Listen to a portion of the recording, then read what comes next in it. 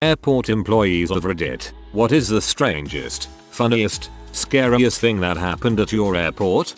Not scary, but I worked at a little bookstore in Orlando International, MCO, about a decade ago. We sold only books and book-related items, placekeepers, reading glasses, booklights, etc. because there was an actual newsstand a little ways across the terminal that we didn't bother competing with. One day a very tall, angular and frankly intimidating bald man came rushing up to the counter and straight up yelled into my bewildered face, "Where the heck are your newspapers?" I stuttered out my canned apology and pointed across the way to the other shop. He growled and hauled butt in that direction without a word. Another customer who'd heard a shout approached me exclaiming, "Don't you know who that was?" I did not. It was a fellow called James Carville, a well-known political commentator and media personality. I once had a coffee with a fully costumed and very convincing Abraham Lincoln at the Starbucks next to our shop. I also had a pleasant, if somewhat morbid in light of her profession, run-in with Dr. G. Jan Garavaglia. The worst near miss though. My best friend worked in the same store and was working a shift while I had my day off. I came back the next day to an amazing gift from her. James Earl Jones had graced our little shop and signed a few of the Star Wars pop-up books we had in stock. My best friend hadn't recognized him at all, and wasn't even familiar with his career, until our manager approached him. She was shocked that he'd voiced Vader and gushed to me about getting to meet Simba's dad. Sigh. Worked at the airport in Melbourne, Florida. A family arrived from Spain for vacation. Apparently their travel agent screwed up the flight reservations. They were supposed to go to Melbourne, Australia. I later heard they made the most of it and ended up going to Disney, I think. This story has been on Reddit before, but from the family's perspective. Not an airport employee but my daddy's. I'm sure he's got many stories but my favorite is one I also experienced. We're in the Tsul line as a family, on our way to visit family across the country. The line is its regular slow self, but we're nearing the point where we have to take off our shoes and belts and whatnot. Suddenly, there's a commotion in front of us, where people pick us their bags after scanning. A woman has packed the following things into her carry-on and is refusing to hit R when they tell her she can't take them on. A full-size Costco double pack of peanut butter, a toaster, the kind that flings your toast in the air, a blender with blade. I'm sure there were other things too, but I have never forgotten those 3 things being slowly pulled out of her bag. Now I'm imagining a woman trying to hijack a plane using a plugged-in blender, like, slowly advancing on the cockpit, pausing intermittently to plug it into the next outlet. And one more, the pilot for one of our smaller planes requested de-ice. He's a very picky guy when it comes to spraying his plane, so he got out to inspect when he thought the crew was done. The de-ice truck was on the other side of the plane, and the crew didn't see him get out. They weren't done. He got soaked by hot orange glycol. Fortunately, it was indirect spray coming off the plane instead of directly from the nozzle at high pressure. The flight was delayed while he ran inside to change, swearing the whole way.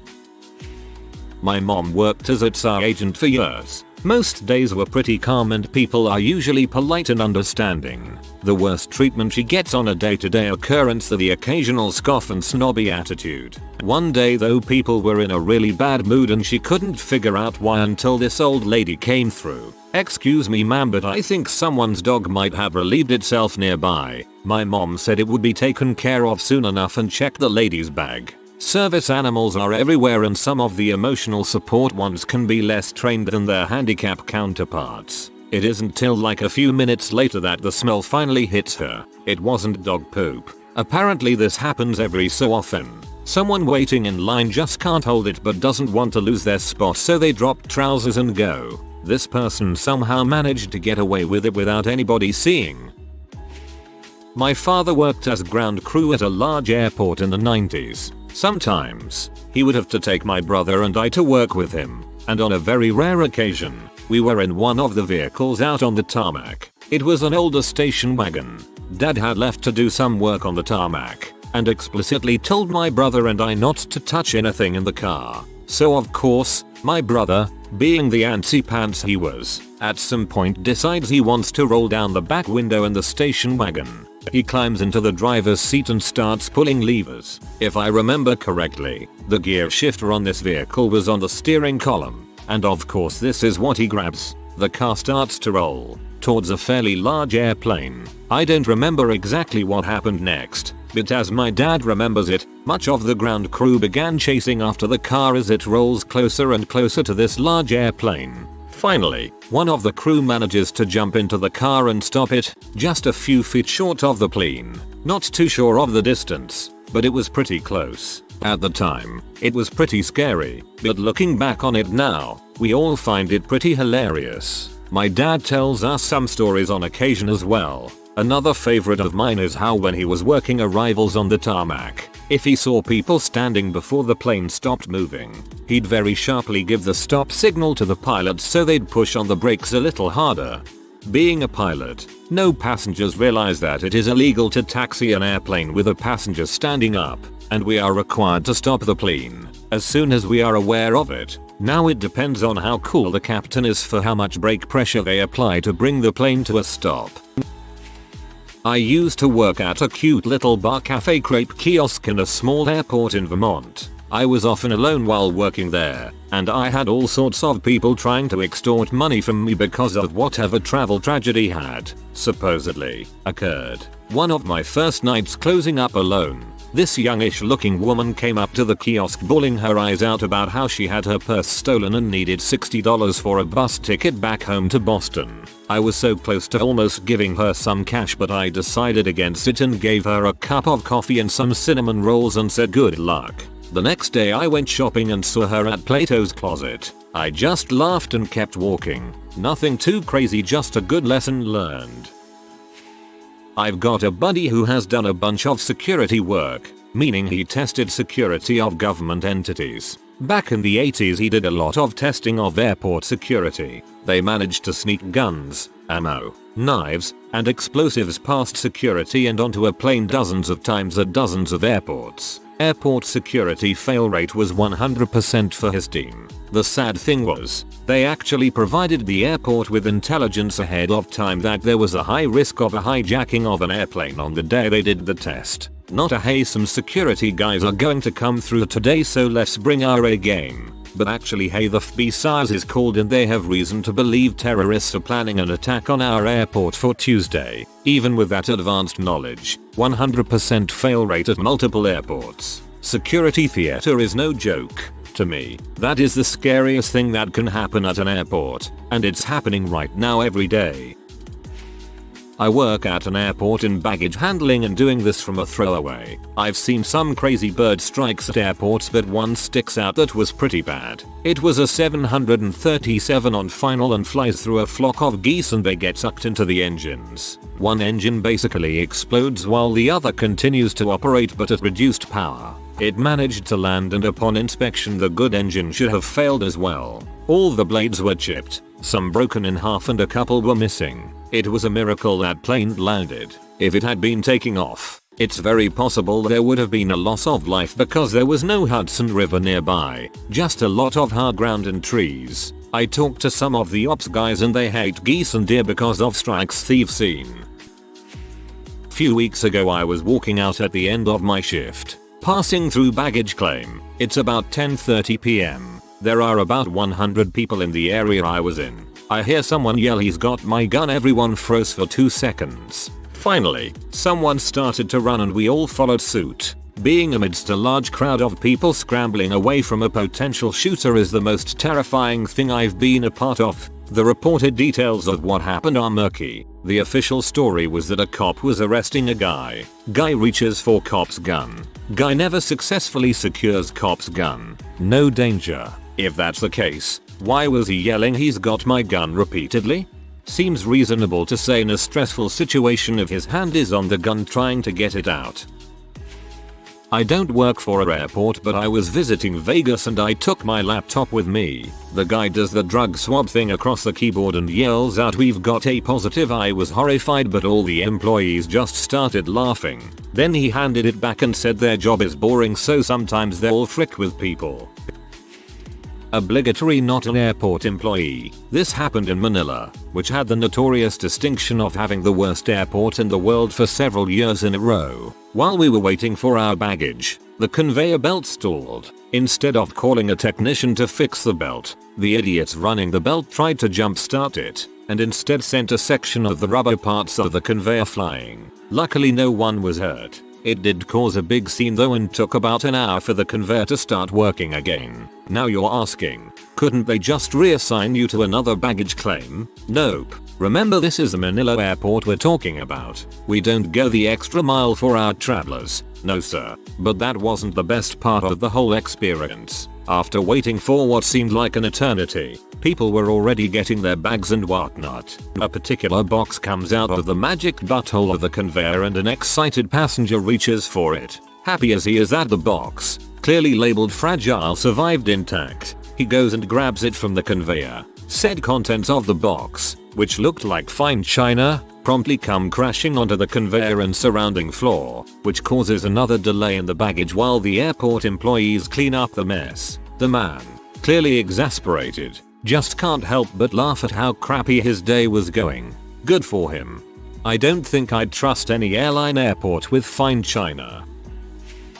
Parents both worked as flight service specialists, air traffic control, but for smaller airports. Growing up, some of the things they saw: pair of stunned planes colliding with each other at the bottom of their loop, single engine aircraft flipping head over heels and landing on its roof, flybys of CF-18s, water bombers, initial attack aircraft going on their missions, Americans on their way to Alaska. As a child, when I'd visit them at work, sometimes I'd be able to sit at an empty station and play around unplugged mics. Buttons didn't do anything, and the ones that didn't do anything dangerous. I was talking to Mike Limapapa once, and literally after I was done addressing the aircraft they responded. A pure coincidence, but my dad had a good chuckle at the look of shock, terror, amazement on my face.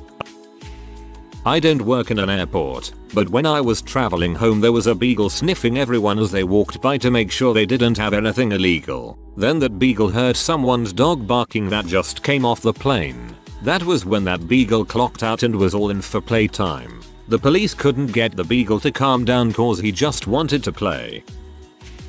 I was an F-16 crew chief, so I sort of worked at an airport. I was only a guardsman, so I didn't see too many crazy things, but one of the jets dumped about 40 gallons of JP-8 jet fuel out of its rear wing onto the ground, and my friend, while he was doing a pre-flight inspection, IDKY, but my first instinct was that crap is going to ignite because the jet was on. It didn't, so it was just funny seeing my friend's pants soaked with jet fuel. My mom worked Southwest for quite a while, especially during 9/11. She was in Islip, Long Island, and she had gotten the call about locking down the airport and whatnot. So she's going crazy mode doing what she has to. Considering the attack was maybe 4-hour drive away and no one knowing anything, she understandable freaked out but calm and collected. In comes douchebag McGee. Why are we delayed? This is ridiculous. So we, no, this is ridiculous, I want on my flight. So we are under freaking attack. 2 planes just flew into the World Trade Center. Would you like to be next? Look at the TV to your left. She said she has never been like that with a customer, but she was so stressed and this dude wasn't helping. No longer work at the airport, but I did when I was in college. So one of THR tasks of the ramp crew is the empty a plane's lavatory when it's full. The airplane in question was, I think, a 747 or something like that. Maybe an Airbus, but think big jumbo jet. To get rid of the poop and pee you need to go up in a lavatory truck with a cherry picker bucket. One guy drives, one guy goes in the bucket and gets lifted to the poop valves. The guy in the bucket hooks up a hose and opens the valve to drain. You're supposed to wear a face shield when you're up in the bucket, and the guy driving is supposed to watch you. Well, this day neither happened. For whatever reason the hose failed to stay connected to the port. When the valve was opened, the hose popped off and excrement rained down on the dude up in the bucket. Guy on the ground was slow to react. Guy on the bucket is essentially stuck as the contents from one set of lavs rained on him for a good 15 seconds before the dude on the ground moved the truck out of the crap storm. They sat him on the tarmac while a hazmat crew hosed him down. He was then sent to get tests for pretty much everything. Didn't work for the same airline company, so I don't know what happened to him other than that he had quite a crappy day. At Frankfurt Airport sometime last year there was a lady who tested positive for explosives. She somehow got away from the airport security. Airport gets shut down and they start evacuating the terminals. German security officers start yelling for everyone to move towards the train. Someone yells okay, but no tricks this time. Oh, man. Back when I worked at the main office for an airline, we attended a feel-good meeting for employees and I ended up sitting at a table of female flight attendants. As we described our jobs to one another, one of the stories that came out of that table was of a passenger who was flying home from basic training job school and had way too much to drink just before boarding. When it came time to deplane, he ended up tripping on his carry-on and falling face down partly between the seats and into the aisle. Instead of getting up, he stayed there, presenting the young flight attendants with a problem in getting the rest of the passengers off. While one of the attendants was trying to get the guy to get up, he was getting belligerent. The other called on the crew about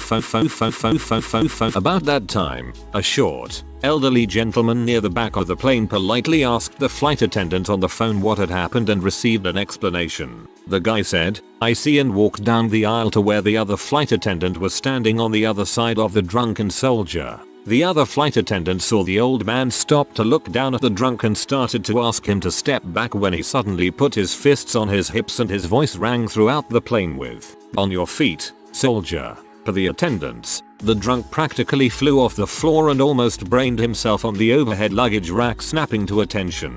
Then the old guy leaned up into the drunk's ear and spoke quietly to him. The flight attendant telling the story said, "I don't know what the old man said to him, but the young guy looked scared when done. The old man told the drunk to pick up his gear and literally marched him off the plane into the hands of the police waiting on the loading ramp." They found out later the short, elderly gentleman was a retired Marine Corps senior drill instructor. God bless the Marines. Don't have any personal stories, but my uncle has a big one. He has always worked with helicopters, and currently works as a heli pilot examiner, which is pretty specialized work as you can imagine. He also helps with the calibration testing of simulators. Ironically, this means he spends most of his working weeks sitting on planes, traveling to simulators around the world. One of these flights, something bothered him about the way the plane was flown. Can't remember what, maybe an excessively rough landing? Anyhow, the flight had a stopover, and he decided to get off early. He read on the paper the next day that a plane had crashed on the same route. He dug around, and sure enough it was his plane. There were no survivors. So this happened at an airport my buddy used to fly out of. There are two pretty big flight schools there, so there are a whole bunch of small one-engine planes and small training helicopters out on the ramp all the time. One day one of the helicopter instructors at one of the schools is taking his girlfriend on her first helicopter ride. The instructor turns on the helicopter and is going through all his pre-flight checks, and a dude dressed in a black hoodie, it's like 85 degrees out, and sunglasses hops the fence and walks up to the helicopter. He then pulls a gun on the instructor and his girlfriend and tells them to get out. They do, but on his way out the instructor slyly cuts off the fuel, shutting off the engine on his way out without the gunman noticing. So the gunman hops in right when the engine is stopping and attempts to restart the helicopter. Luckily there are 3 other instructors inside the school that have their concealed carry permits and happen to be packing that day. After the helicopter instructor and his girlfriend come in yelling about what just happened, these guys run out and surround the helicopter that this guy somehow figured out how to restart. I can't remember exactly what my friend said happened next, but the cops came. The guy got scared and couldn't take off, ends up running across the street, and gets shot behind a hotel by the police. Nobody knows what his intentions were. His family and friends couldn't help with supplying a motive, and he'd never been in a helicopter a day in his life, so how he was able to start one and how he planned to fly it remains to be answered. Oh man, I'm late to this post, but I've got a good one, so I'm writing it out anyway. For a summer during college I had a job as a ramp agent, aka baggage handler, at a regional airport. As a temp employee the pay was crap, but overall I really enjoyed the job. I usually worked the afternoon night shift, which was pretty relaxed after the first couple of hours. We would get flights arriving until about midnight, although O'Hare would regularly send us significantly delayed flights, so sometimes we'd be there until 2 or 3 in the morning. One night it was rounding on 2 AM and pretty much the entire airport had gone home except for me and the other agent, Sam. We were stuck waiting for the last O'Hare plane to show up. It was about 15 minutes out, so we head outside to get ready. As we make our way to the scheduled gate, we walk around a sky bridge and there's a guy on the tarmac with a rifle about a gate and a half away from us. He seemed to see us and didn't really react to our presence, but he was walking in our direction. As an airport employee, even just a lowly temp worker, you're reminded pretty thoroughly to always keep an eye out for people not wearing badges in restricted areas. This is what I'm focusing on as Sam mutters, "Oh, crap," and beelines for cover. I just stand there like a dumbass thinking, I didn't expect this to be how I die. Meanwhile, rifle guy is pretty much right next to us now and he finally realizes that he's got us crapping ourselves. So he gets his badge out of his pocket. Apparently on some nights after the airport shuts down there are employees who go out on the tarmac with their rifles to get rid of the pigeons. They really ought to warn everybody else about that. I was in the San Juan PR airport in the American Airlines terminal on the morning of the 10th anniversary of 9/11. At 8 AM everything came to a halt and there was a call for a minute of silence. All American Airlines employees just stopped, hung their heads and slowly everyone else stopped talking. It was pretty much quiet other than traffic and some industrial hum. It went from controlled chaos to stillness and back. I'll never forget how eerily quiet the skies were after 9/11. It was freaky. You never really realize how much noise pollution is caused by aircraft, even if you can't hear them. I know that sounds weird, but it was a quiet that I've not experienced since.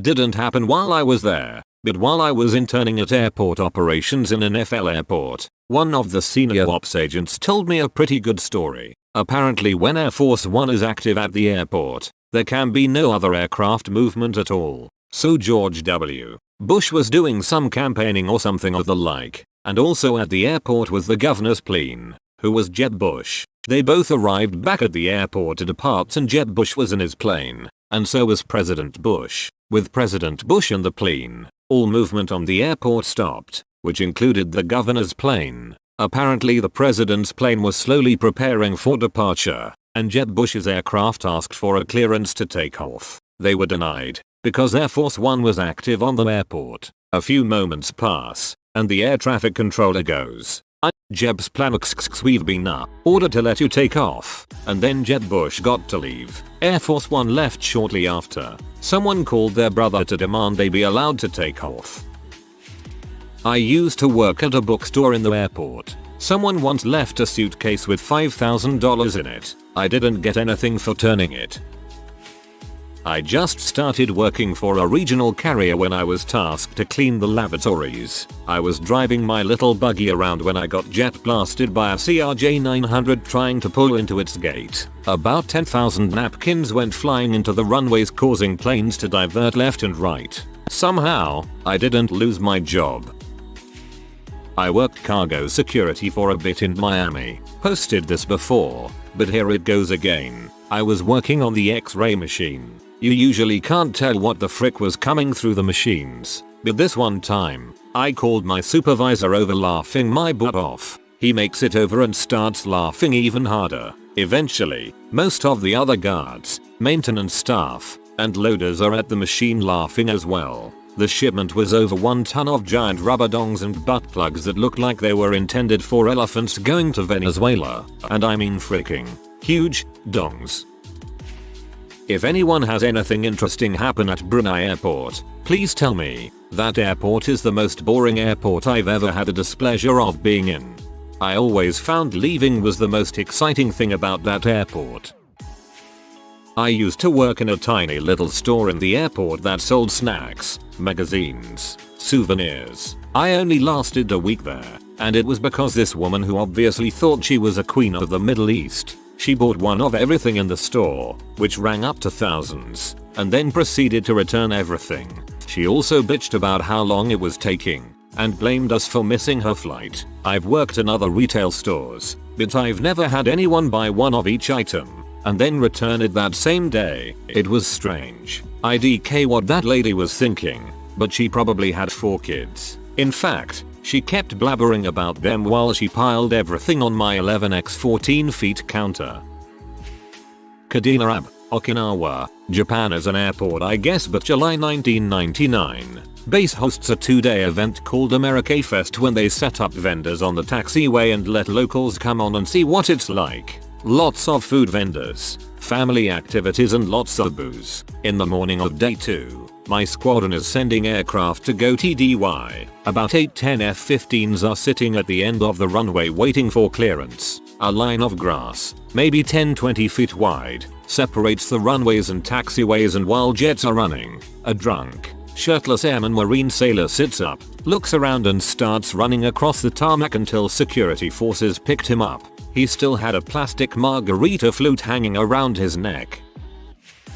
Got to see an F-16 come in for a landing and a bird get sucked into the intake. Jet exploded and pilot ejected in time. It was pretty cool that I got to go pick up all the pieces of it too. Most landed in this farmer's land and he couldn't grow any more crops, so now he is super rich from the government. It happened at Luke AFB about 5 years ago I think.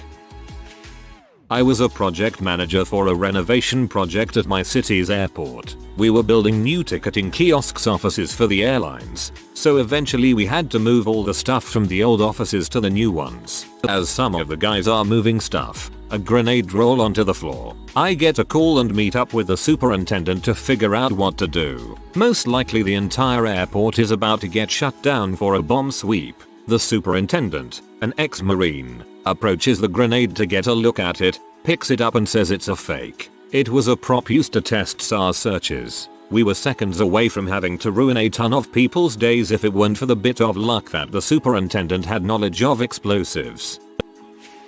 Strangest funniest, I fall asleep on a flight from East Coast to West Coast. I woke up and felt nauseous, so I popped up and headed for the bathroom. Halfway there, I woke up on my hands, knees, and face. I heard someone ask, "Sir, are you okay?" With my face on the floor, I replied, "Fine, you?" I was helped to my feet and got checked by a nurse that just happened to be on the flight. I also got a free water and cookie. Scariest funniest, I was on a plane that dropped so far that we felt 0G for a couple seconds. The flight attendant grabbed a nearby passenger, me, and the cart hit the ceiling. A second later the cart crashed to the floor. The masks dropped, lights flashed, and people were screaming.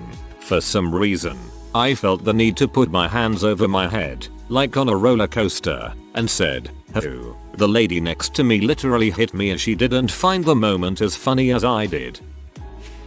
Probably the lightning striking the ground next to an airplane we were loading, or the engine fire I had when pushing a plane off the gate. Was able to take some pictures, so that was cool.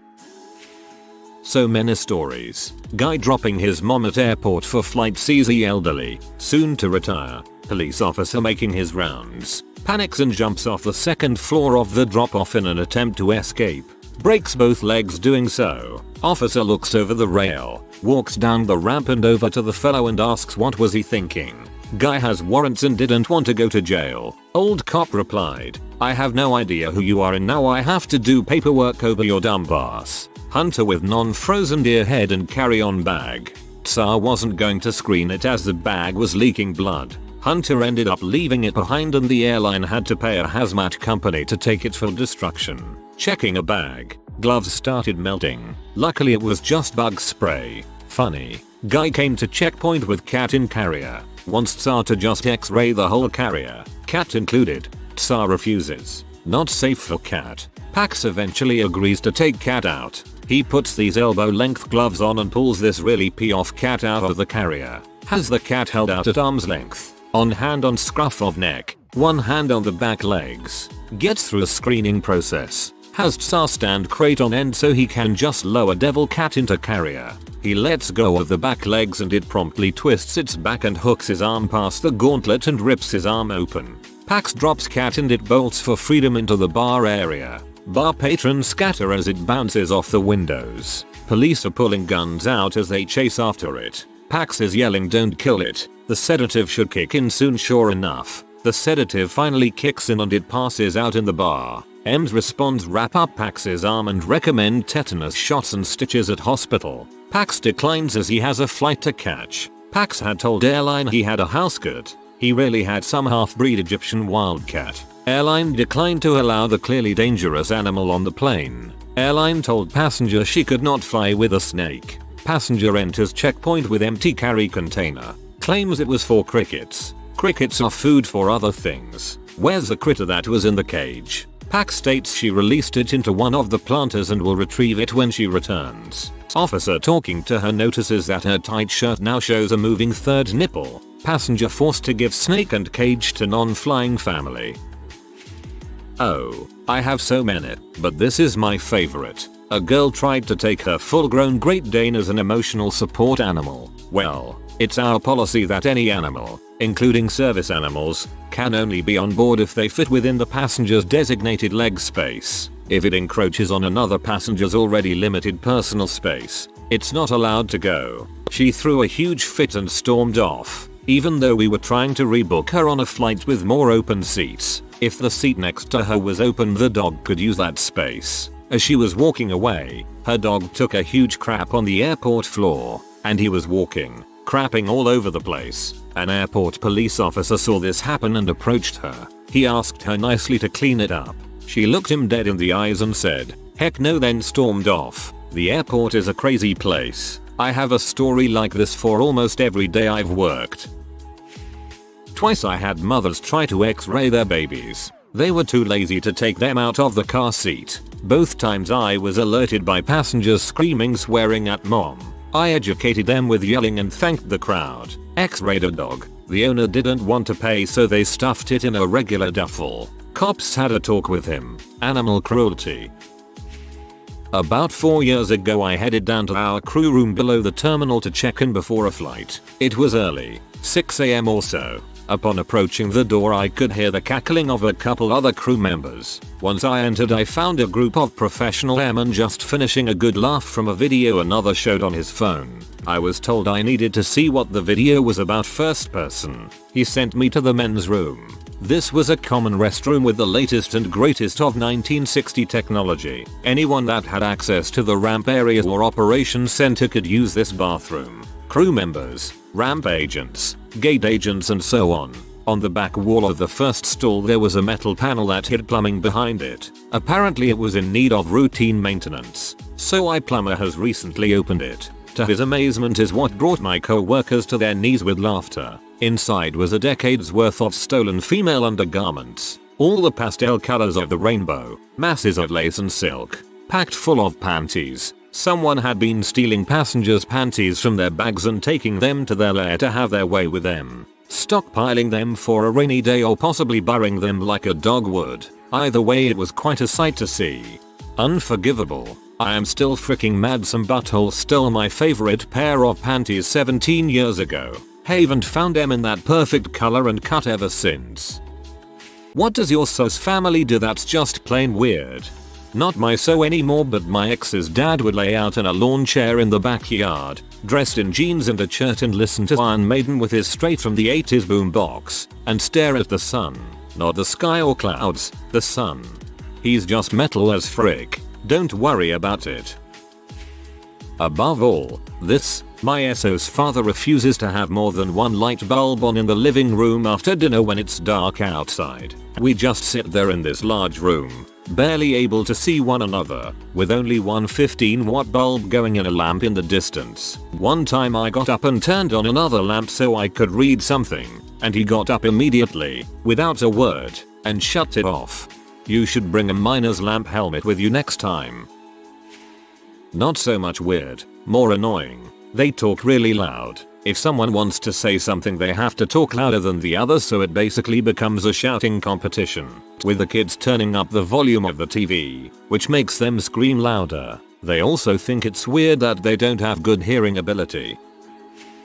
So weird about money. Thank God my wife doesn't follow their lead. If my in-laws pick us up something from the store, we need to pay them exactly what it cost. $12.42, $16.81, etc. If it came to $12.81 and we have $13 total, they will give us back the 19 cents. Also, if we get stuff for them, we receive the exact money in cash. $7.82. $11.41, etc. Christmas? Yay. We all have to get as close as humanly possible to spending the exact amount on each other. If I spend $12 on my father-in-law and we were only supposed to spend $10, rest assured I'll be getting $2 in the mail in the near future. We have them over for dinner and we get a pizza. They will figure out how much their slices cost. So if the pie came to $12.50 and there were 8 slices and they have 4 total, yep, we're getting $6.24 from them. Doesn't matter how much we insist on not taking money. It's comical at this point but still so weird. They didn't drive. Not a single one of them except the girl I was dating. They always relied on other people for rides. Then, after you said no, they'd try to guilt trip you into it after complaining that cabs are expensive. It took about a month for me to realize that they did this to everyone they knew, and I could just say no. It was such a freaking headache. Half the time my girlfriend was out running her family around. A bunch of manipulative fricks those people were. All hours of the night too. So and so needs a ride to the hospital because he has a headache. Then call a freaking ambulance. Oh, wait, you want me to run you to Walmart on the way back? Hey, you have a truck. Can you help us pick up a couch? Oh, now you want me to stop at 3 more places, but you can't actually load anything because your gout is flaring up or whatever? Pieces of crap. I feel like I've been waiting forever for an appropriate place to tell this story. My in-laws are crazy frugal, like almost to the level of extreme cheapskate TV show frugal. Case in point, when my now husband and I were still dating, his sister got married. For the reception, his parents bought stacks of plastic plates from Sam's Club. They weren't the super thin ones, but they were one-time use plastic plates, not made to be reused. Apparently, my mill decided that it would be a waste to throw them away. She wanted to reuse them, but they didn't tell the guests this for some reason. So people were, rightly, assuming they were disposable plates and putting them in the trash can. Halfway through the reception, my mill and Phil are digging through the trash cans to find the plates, pulling them out, and putting them in a plastic bin to take home and wash. I thought my husband was going to have a stroke at the end of the reception, while I was mopping the floor in my heels. Since we were too cheap to pay the $100 cleaning fee for the venue, my Mill and her sister were arguing about who was going to wash up all the plates. Mill won. She took them all home, washed them up, and still pulls them out for family events like Christmas and Thanksgiving. I refer to them as the trash can plates. When my husband and I got married a year or so later, she tried to give them to me to use at our reception. But thank God the venue had their own plates. I do my best to never eat off of the trash can plates when we are at their house. You should have taken the plates. Then you should have lost them. My in-laws. They can get 14 people together at the dining room table. Siblings, spouses and kids. Some live far away and they don't see each other more than once a year. Yet no one is talking. You can hear the clock tick. With my family, with 6 people, there will be 5 different conversations all at the same time. It drives my husband bonkers. My wife's family does this weird thing where they act like complete strangers to each other. They are really nice, good, honest people, but their level of familiarity with each other is non-existent. They don't say they love each other, hug each other, or show real concern for each other's well-being. My family is part Italian, so we emote at the drop of a hat. My mother gets teary-eyed whenever I leave after Sunday night dinner. I live 5 minutes away. One of her sisters lives like 10 hours away. She came down for a week. When she got there was no excitement to see her or anything. When she left, it was the middle of the afternoon and everyone was home. She just said, "Okay, I'll see you all." I think her dad nodded, but other than that nothing. We didn't see her again for almost a year. Most people would think they hate her or something, but it's completely natural to them. So I make it a point to be really happy and excited when I see any of her family, even her dad who we see like 3 times a week. They all get a real kick out of it and seem to enjoy that someone was actually looking forward to see them. I think I'm breaking them down. Her dad will actually come to the door to say goodbye when we are leaving now, which weirds my wife out. Her dad calls sauce gravy, pizza gravy, spaghetti gravy. It's not fricking gravy, Greg. Okay, so everyone thinks their way is the only right way to load the dishwasher, but my mother-in-law and husband seriously need loading lessons. Silverware goes in the appropriate silverware compartments, not randomly strewn about on the top rack. Or somehow she wedges 3 forks in one silverware space. Our dishwasher has spots for individual silverware pieces. And bowls plates cannot be literally on top of each other. I have to end up rewashing everything. Lord have mercy. How hard is it to load a dishwasher properly? I hate this. There is clearly a designated spot for bowls, plates, big plates, etc. The dishwasher can hold twice as much the correct way. Of course I can't bring this up with my family because then I get the "oh, so you're volunteering to do the dishes, I guess." My husband's family gathers around the Christmas tree and opens gifts one by one. And if you don't like your gift, you give it back to his mom to exchange it. This was horrifying to me and my brother-in-law, Syl's husband. We were used to opening ugly sweaters, smiling and saying thank you, all while planning the goodwill run in our heads. While mortifying, she does it because she wants to buy exactly what you like while still having presents for you to open. At this point my Syl husband almost never returns stuff. Once I opened a pink shirt and took half a second too long to just say thank you to get out of the horrible tradition, and my husband said, without blinking, "Oh mom, circus bread hates pink. You should do black or grey," and handed it back to her. TLDR. My mother-in-law wants to get us the perfect Christmas gift, so she accepts returns the day of. I'd find that pretty dang uncomfortable myself. But if everyone is genuinely not offended if someone returns a gift, then I suppose it's pretty harmless. All the food is specifically someone's food. Can I have some chips? No. Those are my dad's chips. Can I have a glass of Odge? Nope. Mom's Odge. It works for them, but seems completely selfish and unreasonable to me. That would never fly at home with my parents and brother and sister. Everything in the kitchen is fair game. If you get something for yourself, it goes in your room, or else somebody will eat it in 2.8 seconds. Not so weird, but my girlfriend's mother invents a lot of words or nicknames for things, mostly portmanteaus. My girlfriend and her brother grew up using them as regular words, and she seems shocked when she realizes that twiggle is not a real word that is widely used. You can't just drop this without any example. That's pure misbehavior. My boyfriend's family stores all of the bath towels in the parents' bathroom. Every time one of the kids wanted to take a shower, they would go to their parents' room, take a towel, shower, and then return it. Keep in mind, the kids' bathroom has towel racks. They just don't use them for reasons beyond me. There's probably a story behind this. They talk crap all the time about each other, about friends, about strangers. I was raised in a don't have anything nice to say, then shut up household. It bugs my so when I don't engage in her crap talking. She asks if I have anything to add to the matter, and when I say no, she thinks it's because I'm taking their side, but in reality, and I have to remind her of this, it's because it's none of my freaking business. Also, on a lighter note, I just found out that they give Halloween gifts. As in, it's Halloween. Here's a present. That's weird.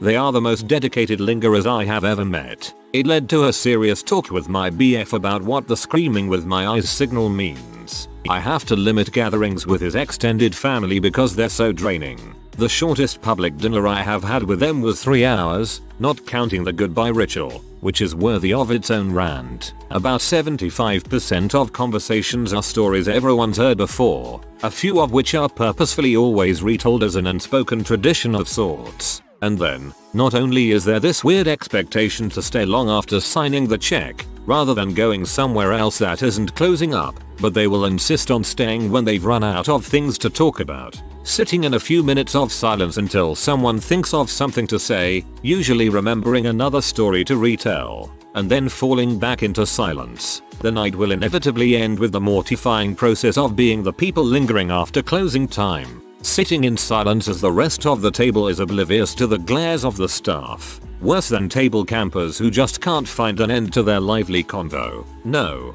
the staff obviously sees us holding up closing so that we can sit in uncomfortable silence together. And when BF and I say we're tired and begin the goodbye ritual, even we are visibly struggling to keep our eyes open, we're met with genuine surprise and a chorus of "What? So soon? Let Emmy retell this story before you go." That sounds like a nightmare. I would just start doing Irish goodbyes and hope they're not the types to get offended by it. Every Thanksgiving in Detroit, the local rock station plays Alice's Restaurant by Arlo Guthrie, a fun 18-minute folk song if you've never heard it. At 11 AM exactly, my wife's whole family gathers in the living room and listens to the song in more or less silence, aside from the occasional hum or chuckle. It's their Thanksgiving tradition. My fiance's father and him do the same thing, except they have it on vinyl. My in-laws sang happy birthday to my brother-in-law at a funeral viewing while standing around the open casket so grandma could be involved. I had to leave the room. Weirdest thing I've ever experienced. Years ago, I had an ex whose sister-in-law was an amateur opera singer. Without fail, every time she was at the house she was caroled by the rest of the family into banging out an aria in front of everyone, a cappella. To be fair, she was pretty good, but just standing in the living room belting this out in front of everyone, all cooing and clapping and whatnot, while I sit there, toes curling, counting the seconds till it stopped.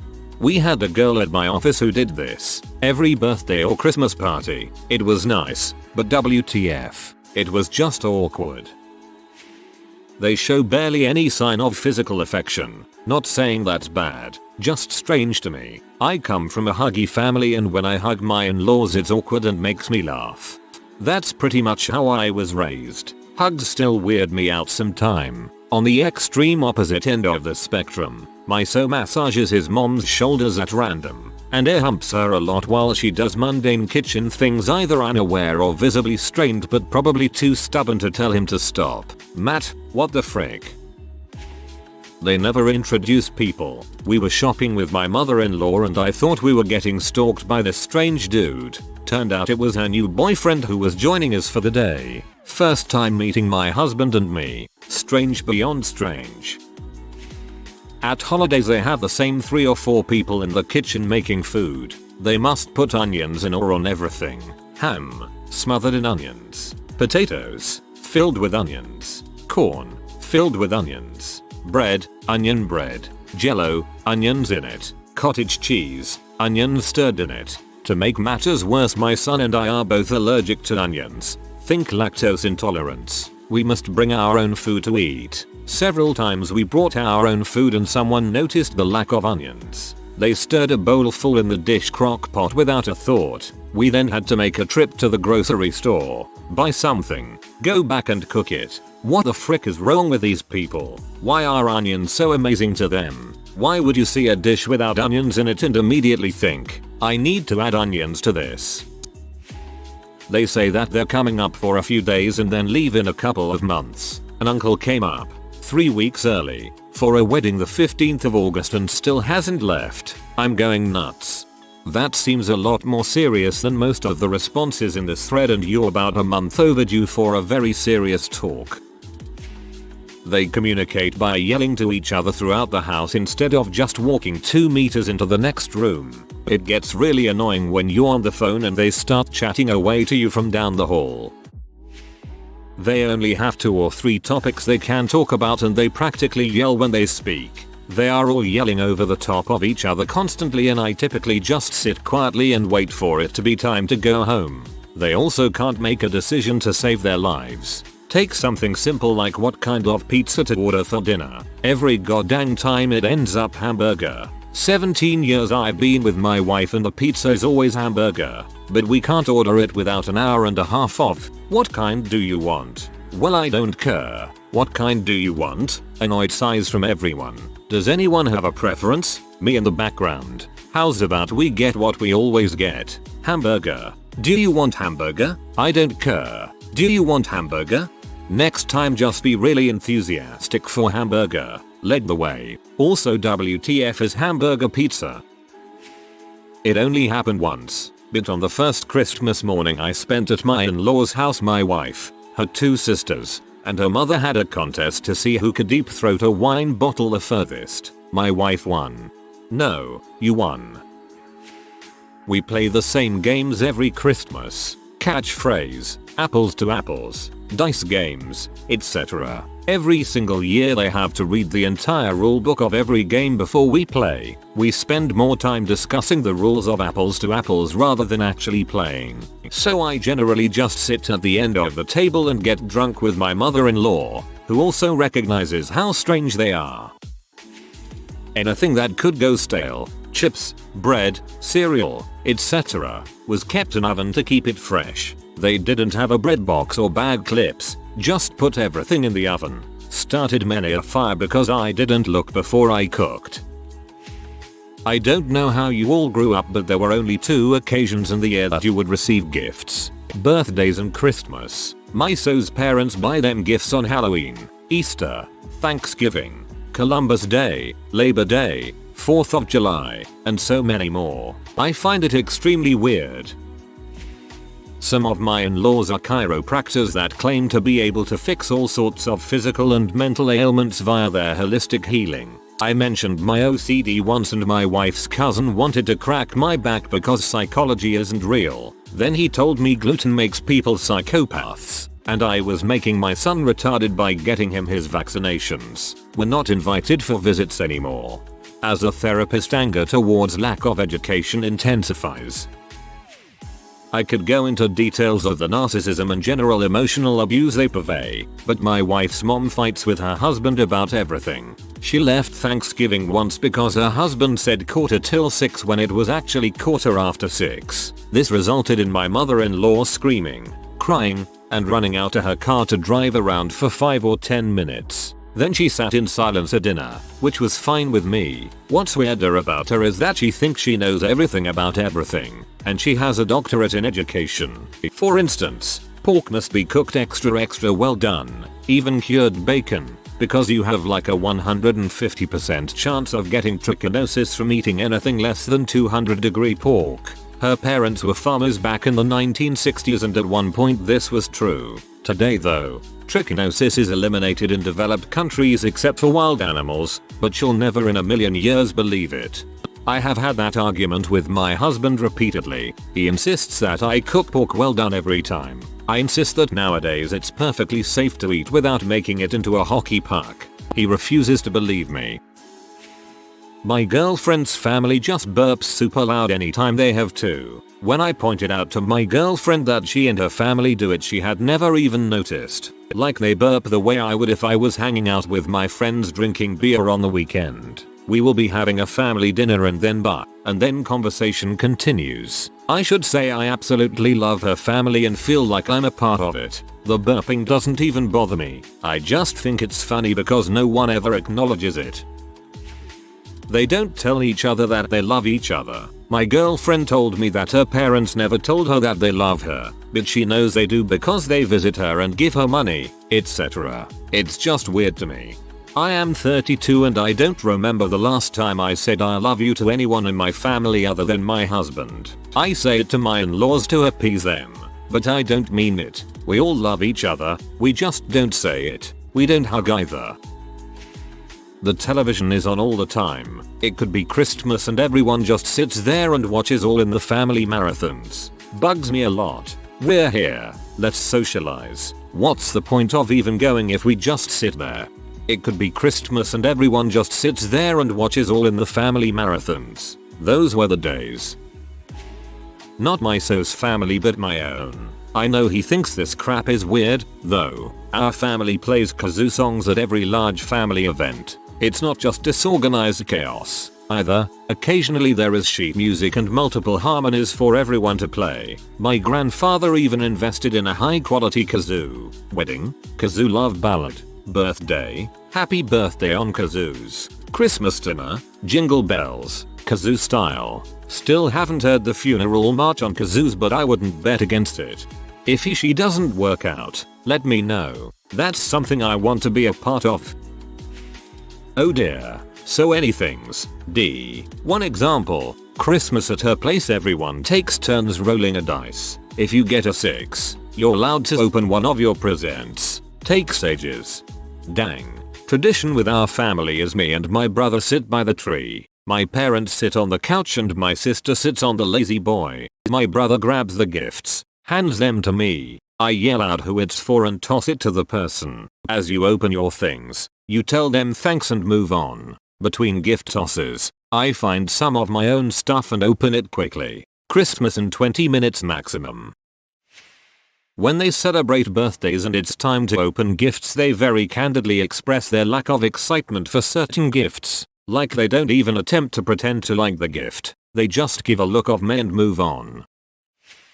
This probably isn't the weirdest thing, but it seems weird to me because my mom is very independent and she raised us to be the same way. She always kind of gave us room to make our own mistakes, you know? But my in-laws, man, they are the definition of meddling. Everyone in my husband's family is all up in each other's business. They send out these family-wide emails discussing personal crap or lecturing about something, and now I get included on them. Every time I read one of them, all I can think is, when do these people plan on cutting the umbilical cord? My husband is 42 years old. They talk to him like he's still a kid. It's insane to me. My wife's family uses seen instead of saw. I've literally never heard them say I saw it. Yeah, I seen that. I seen it on the TV. You saw it. You freaking saw it. Seen it doesn't even sound right. I feel like I'm taking crazy pills. Update. Seeing lots of race location questions. White. Farmland. Minnesota.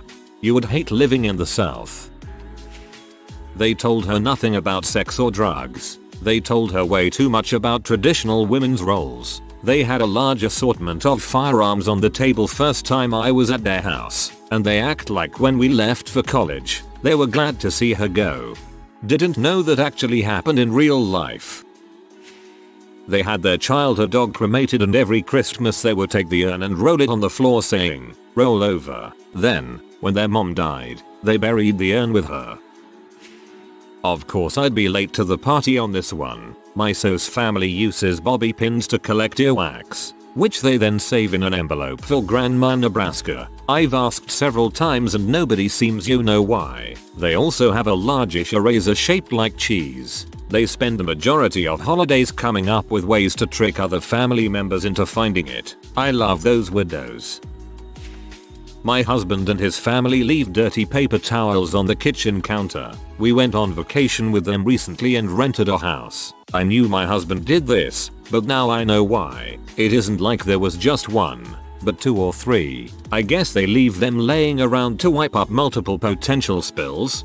I'll do this while I'm cooking for that very reason, since I'd rather not waste another paper towel if the one I have is still good enough to wipe up a spill. I'll throw them all out after I finish in the kitchen though. I guess it's just a frugality thing, but I've known people that reuse Ziploc bags and paper plates, so it's not really that extreme. Mid-20s and my current SO's mother is, in my opinion, just inappropriate. She drunkenly texts him in the very hours early in the morning with ridiculous crap. For example, she sent a picture with the caption, "How could you kiss one girl and let another girl suck your dong?" It was a picture of him as a toddler kissing a girl on the cheek while another little girl was asleep in his lap. She also initially introduced herself to me as my SO's boyfriend. She put it as "That's how I have always introduced him, you know, because he's never had a girlfriend." Oh, and the last one. So my SO has longish hair and she hates it apparently, and legit got in my face about providing him with hair ties. I did not have a son so he could wear ponytails. Oh, and she hates my dog because he's a pit bull. He is the sweetest. Wow, that's some Freudian crap right there. Non-Americans of Reddit. What is the weirdest thing you have seen an American tourist do that would be considered very disrespectful, inappropriate in your country?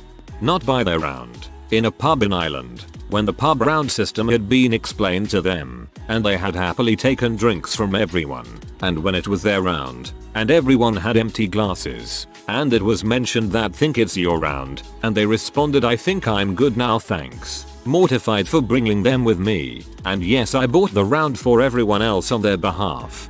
Skinflints. That's entirely on purpose. Cheap freaking buttholes. When I was in France, a couple of American tourists tried to sneak out of the Paris catacombs with a bone they had stolen. When I went back around 2010, as you climbed your way back up there was a security guard at the top exit who'd pat you down and search your bag for any bones. There was even a tray there like when you empty your things at the airport. Anyone who's be dumb enough to try to take one of those bones deserves to get haunted as crap. I'm an American but I was visiting England and touring the Tower of London. There was a cannon behind a rope with a do not touch or climb sign. This American woman lifted the rope and told her kid, maybe 7 years old, to go sit on the cannon so she could take a picture. The kid protested and said the sign said number. The woman said she didn't care and ordered her kid to do it or she'd ground them. Confused European intensifies. I worked at a famous tourist location in the UK. We would see thousands of people from around the globe coming and going on a daily basis. After a couple months there I grew very accustomed to how different cultures approached the world and new environments. Americans were always a wild card. As a general rule, Americans weren't afraid to start a conversation with you. Whether it was an Apache helicopter pilot or a recently divorced woman who thought you asking if they were exploring by themselves was an invitation to have wild sex later on in the evening. They always had a story to share and were always happy to indulge you. This is how we started a conversation we wished we never did with a simple comment about the awful weather. It was a wet and blustery day. Truly one would hope not to come across on your holiday, but humorously expected in the UK. An American man walks in and loudly proclaimed, "Gee, that's some weather you guys have here, eh? Ha yes. Well don't worry, we've got the heaters on. We also sell whiskey in the shop if you want something a bit more potent." My colleague laughed. "Oh no, I don't want to go down that road again. I wouldn't be able to control myself," the man said with a grin that indicated he was joking. "Ha, okay then. I'm barely holding off the urge myself so I know what you mean," again gestured my colleague. "Yeah no, it would be a bad idea." A sudden look of seriousness crossing the man's face. "My wife left me and I'm still trying to win her back. All because of my drinking. Ha, ha, well I'm sure you will. No, it's more complicated than that. It wasn't just the drink but I got into harder drugs as well. I'm still trying to clean myself up." The still dripping umbrella he was holding lent to the awkwardness. It had been 30 seconds and we were now on the verge of counseling a man we had just met. "Well, I imagine you're doing the right thing. Is your wife with you?" A stupid question that only prolonged our suffering. "No, she's back in the States. I just went on a trip by myself to clear my head, you know, try and get my priorities straight." "Understandable. Well you enjoy the sight sir. It's plenty warm inside." "Will do. Thank you." A large grin appearing on his face as if he had shared nothing but pleasantries. He proceeded to peruse the shop, pausing at the glass cases holding the whiskey for an uncomfortable amount of time. "Say these sure do look like great malts though. I would love to try them." Unsure as to if it was an offhand comment or a genuine interest, we laughed but quickly turned to latch onto the next customer who walked in, eagerly giving them a 5-star experience. The man walked on through the shop and thankfully into the main hall. "American here. That happens here, too. It's because our culture is isolating and people are lonely. They open up to strangers and people give that kind of armchair therapy like you did. Although weird for you, you guys probably made him feel less alone in the world and like his trip was worth it." An American exchange student who complained to me in anger that bookstores in Germany have so many books in German. I mean, it's not unusual here for every bookstore to even have a small section of books in other languages including English, so it's not like she never got to buy a book here. She could read. I overheard the guy standing in front of me in the queue at MCD's having a meltdown. "What do you mean you don't accept American dollars? This is a McDonald's." This was in Poland, Europe. You could direct him to a nearby McDonald's that accepts US dollars, about 5,000 miles southwest. I was working a bar in Scotland. There was a woman one night with her daughter and she refused to pay with anything other than American cash. It was a super uncomfortable situation, me trying to explain how stupid it all was. Her daughter, who I think was living in Scotland, was trying to calm her down and trying to pay, but the mother kept pulling her hand away from the card machine saying, "You people love our money. Our money is more important than yours." She kicked on for a solid 5 to 10 minutes, her daughter ended up paying and leaving. Then she had a go at me for embarrassing her daughter and she even left a review on TripAdvisor explaining the situation. She explained it perfectly, literally wrote herself as the bad guy in the review. Freaking mind-boggling how delusional this bird was. Probably only weird, but when on a flight back to the UK from the US, the American lady sat next to me. Started asking questions about England about 40 minutes before landing, and not just like any local recommendations but really basic stuff like what currency do we use. It seemed like she had got on the plane knowing absolutely nothing about the UK, which blew my mind. Not just from a haven't you planned your trip prov, but having the confidence to do that. She seemed to think it was a small place and everything she wanted to see would be in front of her hotel. She was very polite and lovely about it in a naive way though. Similarly, I was once asked if our New York to Dublin flight would actually land in Ireland, or would we have to land in England and get a boat across. The gentleman seemed to be under the impression that a plane might be too big to land on Ireland comfortably. Last time I was in Moscow, had an hour to kill before the train to the airport, so we went for a coffee at Starbucks. A Russian tour guide comes in with a group of 50-60-year-old fat couples, who proceeded to order coffee and tried to pay with dollar bills. When informed that this was not legal tender, the conversation went something like, "I know this frappuccino costs exactly $3 and Starbucks, sorry, only rubles or credit card works fine. Yeah, I'm gonna take dollars. This is an American company and I'm an American citizen with American money. Sorry, is not money in Russia, but credit card is fine. I'm an American citizen and I'm paying you these $3 for a coffee that costs $3. Sorry, price is 150 ruble." After which she shouted for a manager, shouted at the tour guide and shouted at her husband for not helping. I was at a lavender farm in the south of France a few years ago. 2 coachloads of American tourists pull up. They all got out on the standard "you won't get long enough to really see this place" type tour. One lady very proudly states she is an expert on lavender and that this place was cute but it's all fake. The lavender isn't the right color. There were bees and other insects all over it. The whole farm smelled amazing and there was a harvest taking place. It was very real. Mayo. Love this one. The gall to call Southern French lavender fake. In Canada, some stores will accept American cash as payment, but by law have to still give Canadian change. I worked in a city that got a lot of American tourists, and it was crazy how often someone would get really frustrated with us for not giving them American change. I had someone even accuse me of lying about it being the law. To what end, lady? Every place I've worked at, our revenge has been to accept US cash at par. Repeat themselves over and over, more slowly and more loudly each time. No B. It's not we're thick or hard of hearing. We speak a different language here.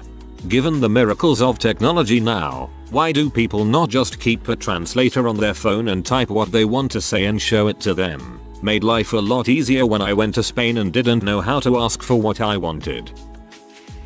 Calling black people African American despite men having never visited the USA. It's stupid. Black is not a racist term. I have a friend who is from an island and gets so mad when people call him African American. I know that those people are just trying to be politically correct and it's not their fault that somehow it's been drilled into their brain that black is racist. A lot of white Americans do that. Probably most. Not offensive or inappropriate, but I really want to talk about it. Once in the airport, coming back to Australia in where I'm from in the middle of summer, I saw Dad and his 2 children, all 3 of them wearing full winter coats. The dad said to the both of them, "Try to stay warm. It's going to be cold outside." German here. Never go to visit any concentration camp museum without understanding that in less than 10 minutes your blood will start to boil because of how disrespectful tourists can be. It's unbelievable.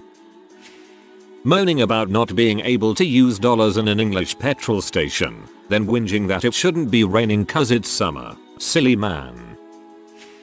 I used to work in a high-end restaurant. 5 or 6 course meals are the standard, so people take their time to eat, chat and enjoy the evening for at least 2 to 3 hours. It is normal to have half an hour in between meals. If we would serve faster, the guest would complain about the food being served too fast. Anyway, this table of mostly local people plus one American woman being very loud with a thick, I guess, New York accent was complaining after 3 minutes after every course where her food was. First I explained the above. The rest of the table was also getting a bit awkward about her behavior. She kept complaining though, telling how incredible disappointed she was. I kept explaining that the food we serve is freshly made, it takes time to prepare, and that the whole idea is to enjoy the evening in with the people you are. She just would get concept and react with so much disbelief. Lady, you are abroad, if you want to stuff your face with food in under 5 minutes, go to a fast food chain, or even better, stay at home. I could see that happening. In the US, even at expensive restaurants, the typical experience is the staff trying to get you fed and out the door as fast as possible. The best one I've heard was the American tourist complaining that they built Edinburgh Castle so far from the train station. When walking round the Colosseum in Rome, my wife remarked she didn't believe it was really that old, as it seemed suspicious that it was built so close to the center of the modern city. I had fun unpacking that one. Talk to me in slow, shouting English as if I don't understand. He was in Western Canada, where everybody speaks English, and I'd already even said something in English to him.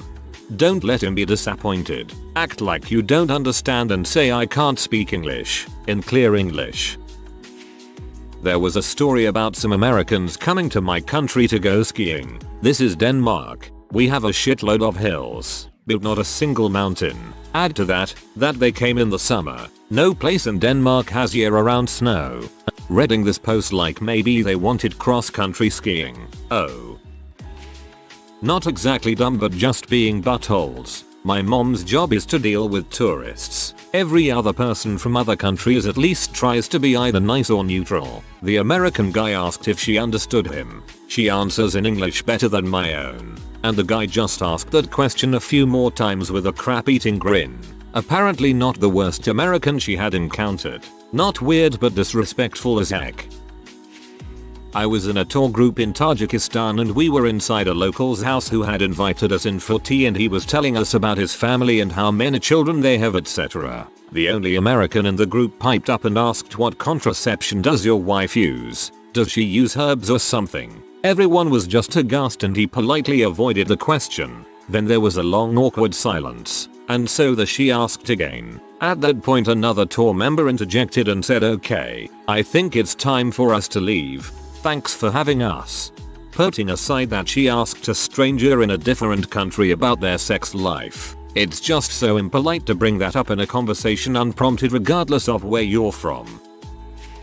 When I came down from the Fuji summit after a 8-hour climb and 4-hour descent with 3 layers of clothing to protect myself from the weather, an American with a selfie stick, in t-shirt and shorts, asked me where Mount Fuji was. I told him we are on Mount Fuji. It's a big mountain volcano. But where is the summit? I pointed to the summit and told him it's about 8 hours that way. This guy thought he could just come in with his selfie stick, grab a few quick selfies on the summit and return to Tokyo, lol. While interrailing on France, a couple of American dudes were very loudly talking crap about other passengers. I got my fair share. Apparently they tough nobody could understand them. Shut them up by talking English to my friend. Only the most commonly understood language. I live in New Zealand and we have our special kind of churches called Marys. You are not allowed to wear shoes in them. One day I was in the Mary and I saw this middle-aged woman walk in with her shoes on. I walked over to her and politely asked her to leave her shoes at the door, and I kid you not, this is what she said. What is this, some kind of savage church? The men immediately kicked her out. In the US, certain areas it's not common to take off shoes. I don't want shoes in my house, and it's a similar fight with some people. South African here. Americans tend to have this habit where they will climb out of their vehicle in the middle of a game reserve, get attacked by a wild animal because they wanted to get closer or try to pet it, and then cry about it. I thought people that come from the country that has grizzly bears and mountain lions would be a bit more cautious around wild animals. Also, the shock they experience when they realize there are cities here and not everyone is living in mud huts. Oh, they do the same thing while traveling in America. We have large dangerous animals in quite a few areas. Tourists think they can approach animals like bison for photos. Iceland. We get a lot of tourism when there isn't a pandemic and about half are American. It's mostly just ignorance and the refusal to accept that things work differently here. Also, while most people here speak English to some degree, there are a few tourists that are furious about it not being the default language in businesses that aren't even connected to tourism. God forbid we speak our own language at work. Oh, and Northern Lights. There's a ton of people who seem to think we can just flick a switch and have the Northern Lights appear. Ooh, I live in a beach tourist town in Australia. Have had numerous Americans I've encountered act like they own a patch of beach because where they're staying is adjacent to the beach. I suspect this is because the US allows private beaches and a lot of resorts have them. It's an active selling point in fact. The fact that they just assume, and also that they care enough to say something, remains obnoxious though. Why are you all not in kilts? Oh, I'm Scottish. My great-great-great-great-grandfather was from Scotland and his dad was a clan chieftain. 99% of us Scots don't care. Some will humor, others will outright call out on that balls. I got stopped by an American tourist as I was on my way to a wedding in my kilt. That prick straight up lifted the back of my kilt to prove I was a true Scotsman. My mate intercepted the perfect diving headbutt. Not inappropriate but butthole-ish and weird. Guy records me and friends shooing the herds of cows who were crapping in the middle of road, occasionally happen, in a car while yelling YOOOOO and recording. Dude starts commenting and slapping the cows passing by. Spook one and some of them starts to speed up a little bit. Made me and my friends in slight danger of getting rammed by a cow. Dude passed by us and then record our face while saying something that made my friend mad, and then proceed to squash the crap while he was passing by. Met him at the restaurant too. He ate the bananas leaves that served for the purpose of plating the nasi lemak, until he was halfway done and the uncle next table told him that's not for eating. He laughed and spit it all on the plate instead of the tissue. He also walked in the middle of the town without a shirt and literally threw stuff at the monkeys on the electric line, which made them scrambled inside the forest and some went to the primary school, which is in front of the forest. He was the main topic of that week gossips. An American once insisted that the proper way to eat nasi lemak was with chopsticks, and he tried educating me, a Malaysian, about it. This incident still triggers me. See them scream and say I'm going to sue you. New Zealand has ACC so you basically can't sue for accidents as it's covered. The guy got pretty angry that my English sucked when asking me for directions. I mean, yeah, it can be frustrating, but him taking the time to help you, WTF dude. He said I lived in Canada so I was supposed to speak it flawlessly. Like, dude, I spoke French my entire life but I'm doing my best over here to communicate. Sorry for the accent. Bro, I can't read your comment, your accent's too strong. This just happened yesterday. We were in a park, where there is also a museum with a big staircase, and on the wall of the staircase there were some plaquettes commemorating the architects of the building. Their name, when they lived, in a few words about them are written on them. So I think it is pretty clear what those are, even if they are in a foreign language. And next to those there are some wreaths, just as a sign of respect and also decoration. Now on to what happened. Some tourists went there. One girl grabbed a wreath that was attached to the wall, put it on her head like a tiara or something and started taking pictures of herself. I had to go there and tell them that this is not the purpose they are to be used for. I have seen a very drunk American tourist in his 20s explaining to a Viet bartender in Vietnam how his American grandfather freed Vietnam of communists.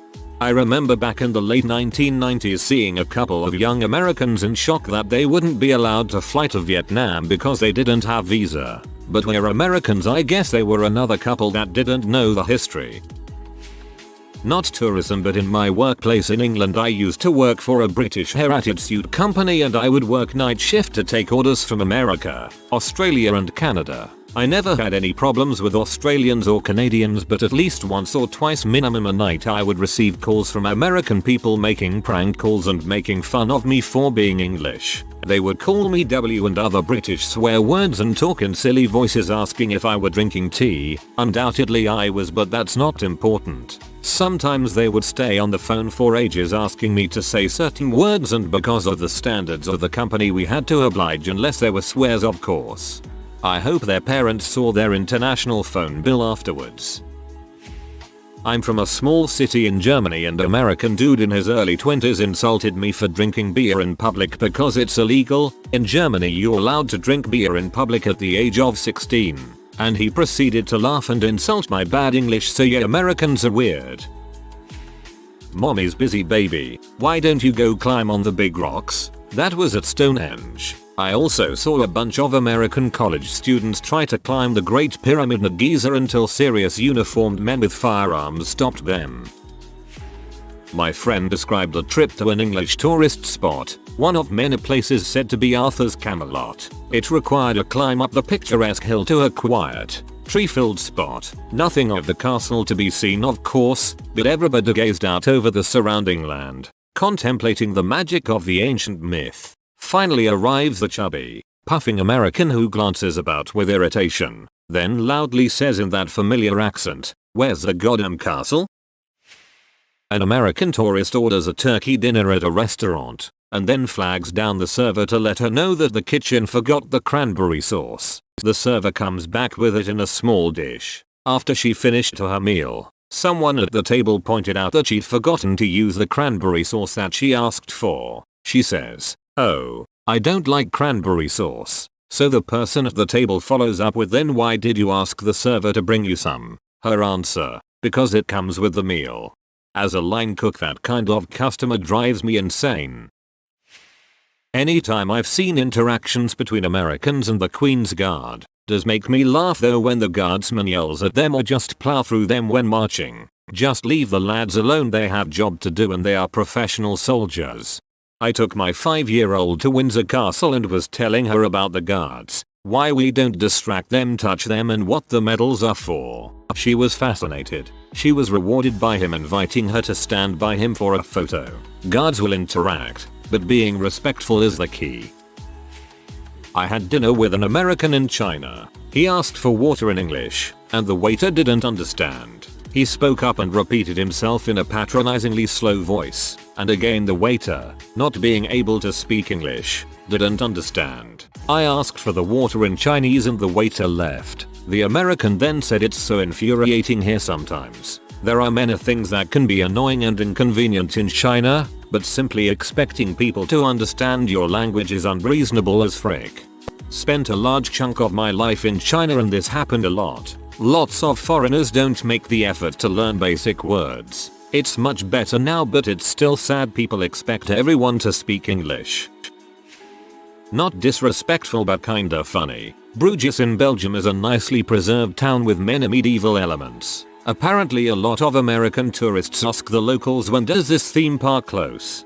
I hope they didn't climb the tower. Don't want to get a heart attack. I'm an American, but I saw this airhead American who was constantly trying to touch priceless museum specimens. They were marked "No tocar." The guards kept stopping her, but she seemed confused because she spoke no Spanish. We were deep into Mexico City. You should learn at least enough to read "No tocar." My parents owned a motel when I was younger. An American woman stayed for a night and she set the fire alarm off. She took an electric wall kettle, jug, off its heating element, put it on the stove, turned it on and gone to the bathroom. Completely destroyed the kettle and stove from what I remember. Americans have only recently discovered electric kettles and there are still plenty of people who have never used one, so I wouldn't be surprised if this is still happening today. They made fun of our money and how it looked. They claimed they couldn't figure it out because it was so weird, so they threw a bunch of bills at my sister and asked her to figure it out and give them change. We're Canadian. The number is literally on the bill. We all spoke English. They gave my sister several $100 bills. This was at an Apple festival and the fries only cost $5. WTF. Bank error in your favor. Collect $100. Claiming that Ireland isn't properly Irish, and that the only way to experience true, traditional Irish culture is to visit Boston. American Irish is like a bizarre hyper parody of actual Irish and it gets weird fast. Even more so if you start talking history or politics, where the Irish American take is like the Hollywood movie version. Today, during my job interview for a hedge fund, an amputee walked past, and his prosthetic leg somehow slipped loose. He fell onto the cafe floor. I sprung up and helped him. The employer liked how I handled the situation. He hired me on the spot. Any other strange interview stories? I was once asked during an interview if I could start on Monday. I said that I wouldn't be able to because I wanted to give 2 weeks notice at my current employer. The interviewer that asked the question, there were two, then laughed and told me that I was the first person interviewing for that position that had not gotten that question wrong. I'm now in my 7th year with that company.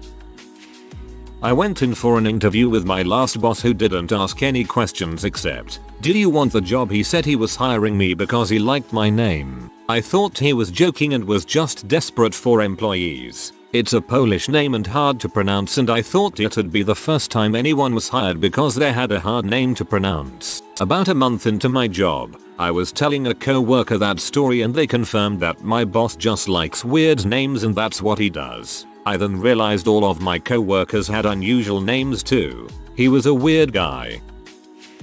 I was interviewing for a finance job and on my resume it says I can do a backflip. They called me out on it, so I stood up and did one in a full suit. I got the job. Apparently the kid before me had said he was fluent in sign language. Unfortunately for him, the interviewer was actually fluent in sign language. He did not get the job. I had a career counselor at my college who swears that he's gotten a few jobs because his resume lists college football as an interest and he was able to talk football with the interviewer. He still tells everyone that that section, unrelated skills and interests, is one of the most valuable and underrated sections of a resume. I got hired because I was white. I applied to be a bartender at a downtown restaurant, which was owned by a black family. When I walked in for the interview, one of the owners said, "We've been looking for a white boy. You're hired." The whole interview took maybe 15 seconds. I once got a job as a hostess at a Chinese buffet because they needed someone who could speak English well. I was being evaluated by a chief pilot and a resident psyche evaluator for a prestigious airline, along with about 1,000 other equally talented people. Aviation is a fickle industry and very rigid requirements means that candidates all tend to have the same resumes, so it can be the little things that get you noticed over the others. The interview was coming to an end and I had managed to dodge all the usual hurdles they throw at you. I am not an exceptional pilot and don't have the X factor that some do, so was in no way assured of even a callback. But then a mosquito buzzed right in front of the psyche evaluator's face. She swatted at it once or twice, but missed by yards and blew it toward the chief pilot. He also tried twice to kill the bug, but with more conviction. The clapping of hands and the empty air was surely the end of him, but alas he was unable to intercept the bloodsucker's trajectory. It then wandered lazily toward me, without breaking eye contact for more than a second and still in full recital of my well-rehearsed answers to some crappy question. I lifted one hand, clapped shut on his spindliness and wiped him on my leg. The interview then ended with large smiles and handshakes. I had an offer of employment in my hand a few days later. Thank you, little mosquito, in allowing me to squish you so easily. You gave your life up that day, but I started a wonderful career. During an interview, I was asked the most difficult thing that I had encountered while working and how I handled it. I told them about how I had found a man who committed suicide in his car in Walmart's parking lot with a gun he just purchased. I handled it by telling an associate manager I didn't get the job and learned to keep my creepy story to myself. Wrong kind of difficult. On my last job interview there was 2 people conducting it. One guy in the back didn't really say much, but mid-interview he just said, "Don't mind me. I'm just writing your responses down for my future interviews." It felt pretty good. Been working there for 2+ years now. I was interviewing for an office manager position and had already had one pretty typical interview with one person from the company. My second interview was with 4 people including the CEO. The boss told me that the office manager was the gooey sticky stuff that held the office together and it was important that my personality meshed with the office. He and the other interviewers proceeded to ask me questions like, "What's your favorite Brad Pitt movie? What's your guilty pleasure music? Can you make cocktails? Are you offended by words such as frick and dickhead?" We also talked about God and religion. The boss told me I had style. They called to hire me before I got home. Yes, when my brother was asked why our manholes round, my brother had a matter-of-fact response that had the interviewers holding their sides laughing. So the Ninja Turtles can get out. If anyone is wondering of the actual answer, it's so that the cover can't fall into the hole it is covering. Best interview story ever. My friend is an HR and so he's interviewing candidates for a position.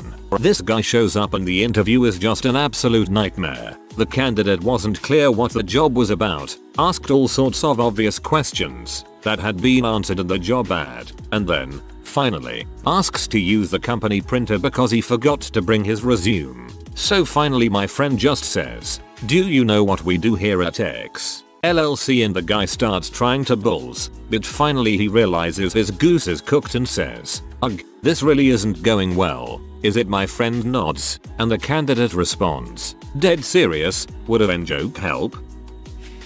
When one of my former employers asked me if I had any further questions for him, my brain decided it was the best time to randomly say I like ducks. No idea why I did that, but I got hired anyway. In the first week my colleagues tried to buy me some duck to eat. I like turtles, we'll get along great. I basically got hired at my current job by a dead man. Anyways, I've been looking everywhere for a job so I resort to Craigslist. Finally on a Friday I see a post for a local restaurant, posted on Friday as well. The post says looking for night and weekend shift workers. If interested please come up and request to speak with Kenny. So I say perfect, those are the exact shifts I'm looking for, so I head up to the restaurant, walk in and request to see Kenny. The lady then informs to tell me that Kenny passed away a month ago. Needless to say I was dumbfounded a little bit because it had been posted on that same day. I even proceeded to show her the post so she know I wasn't losing my mind. She was dumbfounded as well. So we talked for a few minutes and I apologized for the awkwardness, but before I walked out she told me I was hired to come back the next day. So here I am 3 months later. Good guy ghost. I interviewed with a place that asked me if I could secretly cut out their existing IT guy's access because apparently he was disgruntled or something. I am in IT. They also told me not to tell anyone I was interviewing on the way out. My friend works in IT, and from what he talks about, the IT guy can bring down a company by locking out all the servers. I'm not surprised they asked you that. I once had an interview that seemed to go pretty well, went home, and about an hour after I had gotten home the owner of the company, who had been the interviewer, called me up and said she had one more question. If you were to win the lottery tonight, what would you do with the money? I answered without hesitation I'd go to law school. I was hired over the phone. In the current legal market, that would not get you the job. This one is mostly because of the location. The interview was for the Naval Intelligence Agency. Not to be a spook, I'm an engineer. The job description was loosely someone brings you a gadget with no manual. Any labels will be in a foreign language. Figure out what it does. We will remove any self-destruct charges first. Just getting to the interview was scary. Scanning and searching of everything. This was well before 9/11. The gate to get in was clearly designed to stop a truck, as was the fence around the building. The building itself looked pretty blast-proof. The halls had more alarms, warning lights, and indicators than a Federation starship. The conference room for the interview was pretty normal looking, though. Just a table, some chairs, and a phone. Also before mobile phones were common. Interview was by 3 people, 2 naval officers and a civilian. Halfway through, the phone rang. The captain picked it up. "Hello? Who? Sorry, nobody here by that name." Hangs up, shrugs, wrong number. To this day, I still wonder if that was some sort of test. Not for the life of me can I figure what they could have been testing for. I didn't get the job. Probably just as well. I'm not the spook type. My dad interviewed for a tech job at the NSA in the 80s. There were colored stripes on the floor, and matching colored squares on people's badges. If you took one wrong turn away from your stripes, intercoms would pop on and ask you where you were going. At the time, I was working 3 part-time jobs to make ends meet. All 3 bosses would harass me about my work at the other establishments, taking away from my focus on their business, but none of them wanted to give me more hours or a raise. I see an ad for a full-time security guard with possible OT in this resort area. It was an hour-and-a-half drive one way, but even figuring in the gas costs, I found I could easily pay all of my bills with one job. I drive all the way out to this construction site. I end up sitting in this stuffy little room for an additional hour. 2.5 hours now spent on this scenario. Guy comes in and starts the interview. I begin by talking about my previous experience in security. Guy cuts me off. Well, that's nice and all. Let me ask you. Do you have work boots and a hard hat? I happen to have both from a previous job. I didn't think it was an odd question because lots of construction sites require everyone to have a hard hat and boots even if they aren't doing any type of labor. But then he goes on. Do you have a tool belt and your own tools? Me. I have a few tools of my own. I don't own a tool belt. Him. Would you be willing to buy one? Me. I suppose. Him. Do you have any ability to build door frames, staircases, etc? Me. Not really. I took a woodshop class when I was in 7th grade. At this point I couldn't hold it in any longer. I'm sorry. I thought the job was for a security guard. Him. Oh well, we figured since you'd be here all night and probably not have much to do, we'd have you do some light carpentry work. I got up, excused myself and said I had another appointment to make. By this time, I had spent over 3 hours there and still had an hour-and-a-half drive home. I was P. Guy wanted me to be a carpenter for $13 HR. Dude ended up blowing up my answering machine for weeks. Hey, just so you know, that position is still open. Gee, really? Had the guy interviewing me more or less tell me that it was no fun to work there. Programming job. He was the VP. I said, well, thank you for your time. I stood up, shook his hand and walked out. It was a test of your resolve. That place was actually fun as crap to work at. Interviewed for a job as a floor salesman at an electronics store 3 or 4 years back. It was to be my first non-minimum wage job. I feel like I did pretty well, and the interviewer even promised to call me back later that afternoon. Well, I was called. Due to incompatibilities differences with our company practices and your online profile, we feel that we will not be needing your services at this time. My online profile, I do a search for myself on Google and the first thing that pops up is a link to a Facebook page. I didn't have a Facebook account at the time. Apparently there was a guy who shared my name, birth year, and state of residence, and he was a 100% purebred, distilled douchebag. Never mind that we look nothing alike, lived on opposite sides of the state, or that he had not attended college whereas I was a part-time student. Yep, I was denied a job because I shared a name with a vulgar, instant tanned, slacker, TL, DR. No internet presence is worse than bad internet presence. I hope you challenge them on it. A long time ago I got my first real job at a Meijer. I had interviewed 3 times with no luck. I did it dressing like the other employees, walking in the back like I belonged, and unloaded 2 warehouse trucks. I did this the Tuesday before Black Friday. When I came out of the second empty truck and the boss said, "Who the heck are you?" I said, "The guy who unloaded both trucks that your hiring manager would not hire." They hired me and gave me the day's pay too. Lucky dog. Easily could have been arrested for trespassing. I lived in California but interviewed for a job in Kansas City. He had me meet him at a Winstead's, a local burger chain. But then something came up and he ran late. Half hour, 1 hour, an hour and a half. I got text messages always saying he was running later still. It was getting late and only one waitress was working.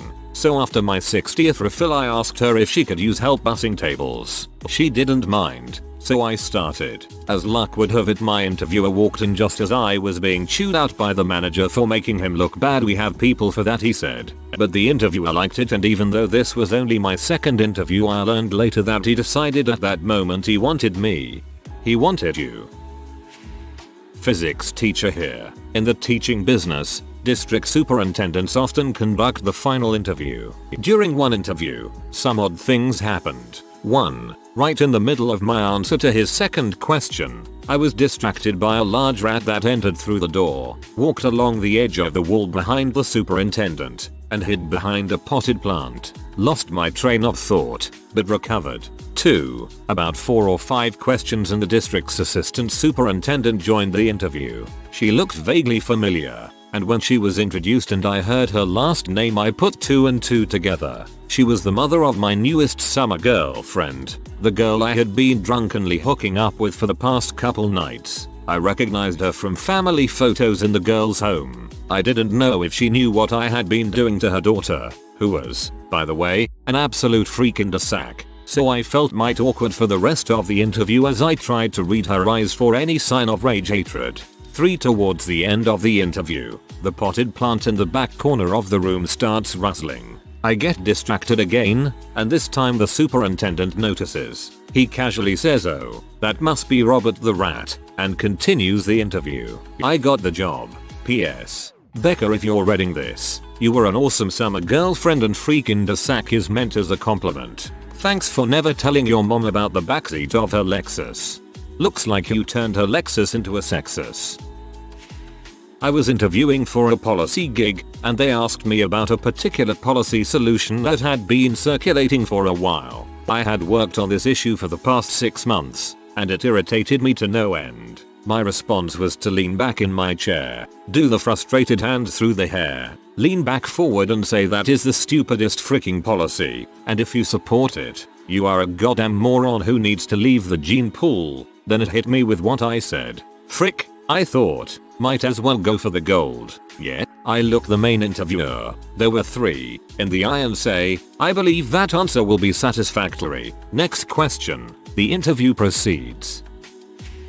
I was doing a working interview for a particularly casual, hip, mall clothing store. I was being tested on my ability to engage the customers in fun ways. I sold a pair of sneakers on the premise that they would make him a better breakdancer, and an impromptu breakdance battle ensued between myself and this kid. It ended with me clumsily posed on the floor and being told to come in the next day to start full time.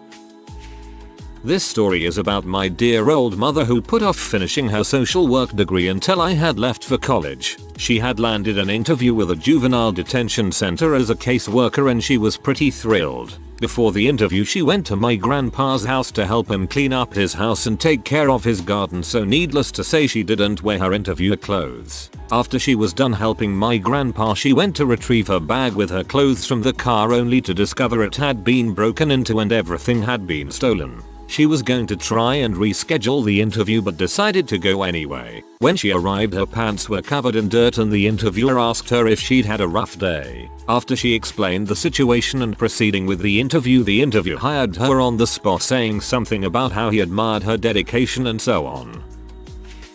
Junior year of college, after being convinced, against my will, by a sorority sister to apply for a job at a bank during a campus job fair, they called me for an interview. I had a work-study job that only gave me 10 hours a week at minimum wage, so I was excited to get a real job beyond campus. I had no experience in anything finance related, and my major was in the humanities. The only interview time I could get was a narrow window between 2 classes on a Wednesday morning. I didn't have a car, so I hiked the 6 blocks in jeans, a t-shirt, tennis shoes, with textbooks in tow. I've never felt so underdressed and underqualified in my entire life. At one point during the interview, another employee popped her head into the office and started complaining loudly about a customer. My interviewer turned to me and said, "How would you deal with that?" I must have answered flawlessly, because the interviewer told the employee, "Yup, that sounds about right," and dismissed her. I got the job, and 6 years later I'm in a job that's a perfect fit for me, but something I never would have gone to school for.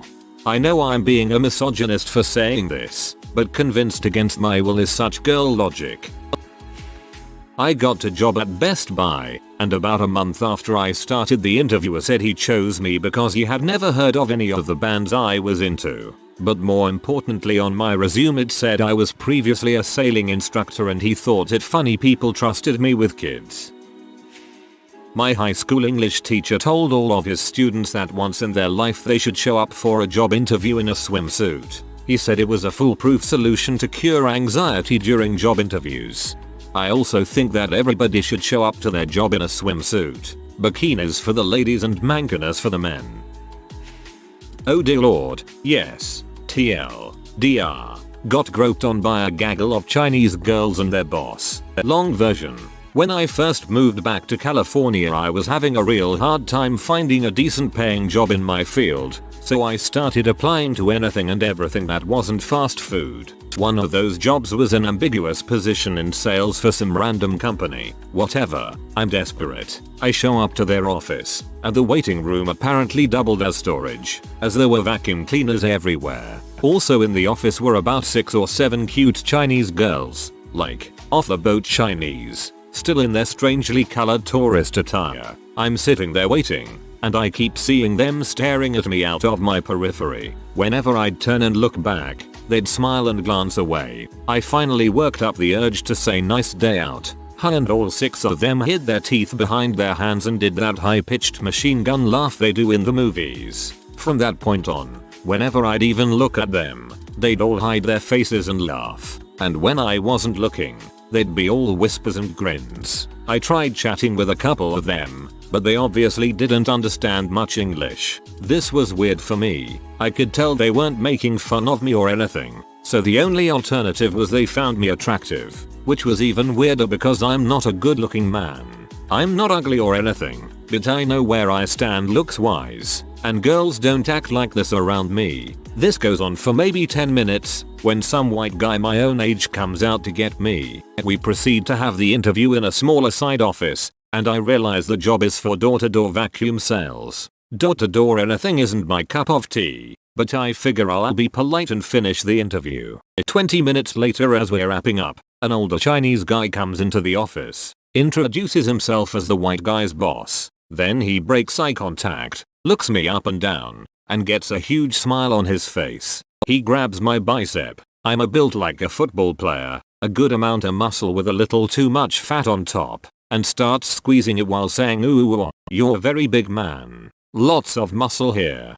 Very strong. Very nice." The white dude dismisses me, and when I stood up the Chinese guy smiles even broader. I had to have at least a foot on him, and just loses all composure and starts shaking my hand with both of his. This goes on for about 30 seconds, and I end the handshake and squeeze past him. The girls couldn't stop smiling on my way out. 2 of them even reached out and touched me. One grabbed my shoulder, and another brushed my quad. Considered going back to get some phone numbers, but was freaking out on how surreal the whole experience was. Also, not like they'd understand me.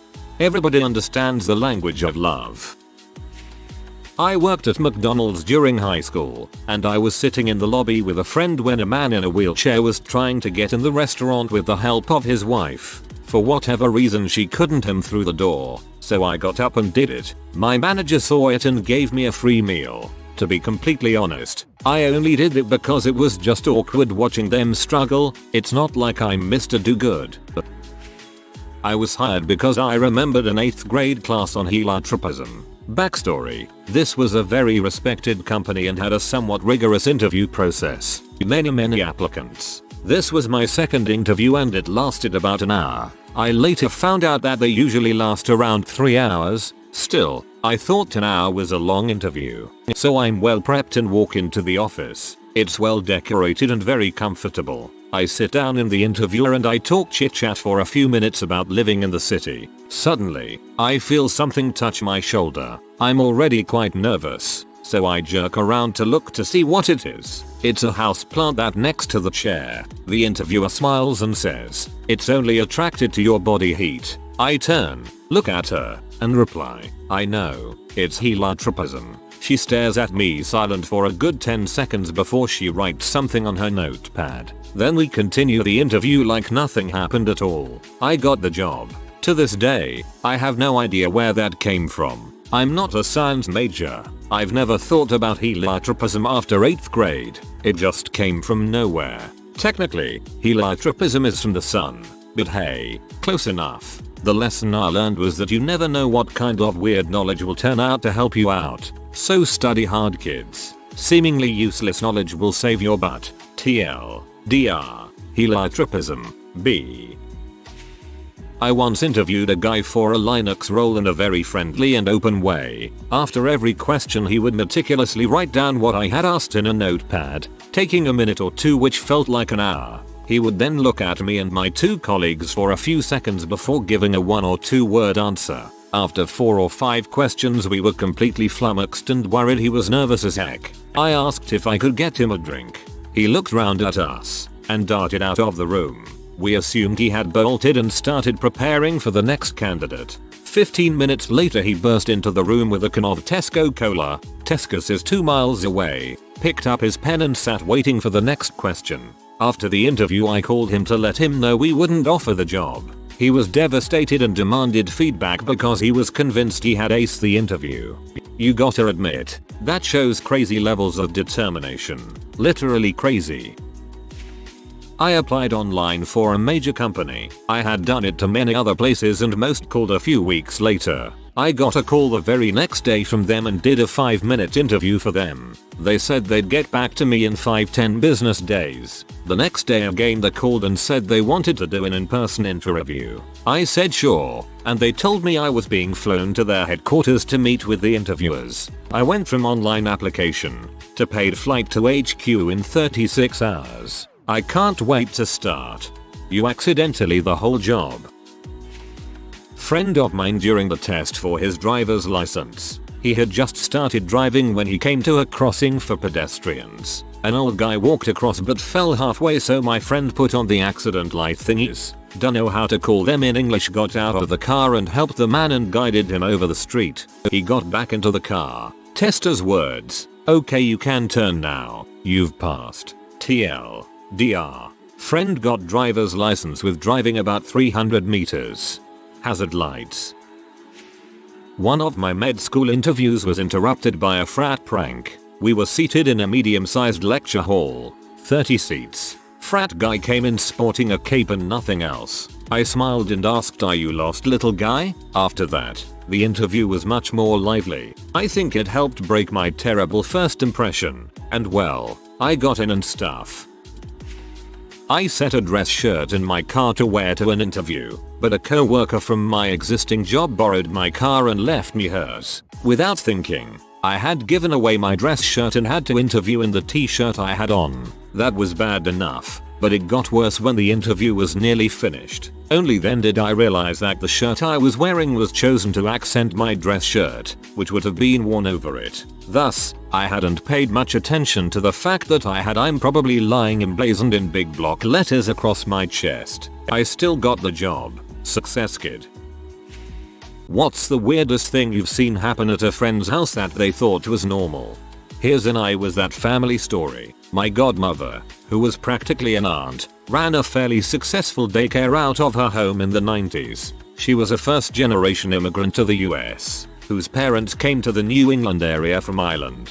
My 2 younger brothers and I spent a lot of time at her home, and I was generally the oldest child there. When I was about 8 years old, she started to have me make her favorite drink, gin and tonic. She drank these all day while running her home daycare. At age 8 I knew how to mix cocktails, that forks were better for stirring than spoons, and that large plastic bottles of gin were cheap and low quality. This went on for years, on pretty much a daily basis, until my family moved out west. My godmother kept her daycare running until she died. I'm sure of health problems relating to alcohol. I was 15 when she passed and I'm in my 30s now. I honestly went most of my life thinking nothing of it until I became a father a couple of years ago, at which point I was like, how the frick did anyone let her have a daycare? Side note, I drink but would consider myself an average drinker, if not below average. With that being said, I could never stomach the thought of gin and didn't try gin until I was 30. This was because I once licked my finger early in my daycare bartending career after a couple of drops of gin splashed on my hand as I was pouring. That plastic half-gallon quality gin was the worst thing I'd ever had in my life, and I had no idea how my godmother liked it so much. Complete ruined my taste for gin. At 8. Daycare bartending career cracked me up. When I was in about 1st grade, my best friend at the time had a lot of temper tantrums. We were having a sleepover and I fell asleep in her bedroom. In the middle of the night, I woke up in a different bed with her father. I was so confused, but he explained that she had a temper tantrum and her mom went to sleep in her bed with her, so they moved me to the guest room. I was young and didn't understand that's not normal that he was sleeping in the same bed as me, just him and me. I told my parents when I went home the next day and they were extremely concerned, asking me if he touched me, etc. I was highly confused because my pure innocent mind didn't understand the concept of that, lol. Now as an adult I'm like, why didn't they just move me to the other room? Why did the dad have to get in bed with me? LOL. They're truly good people and nothing happened, but it's weird.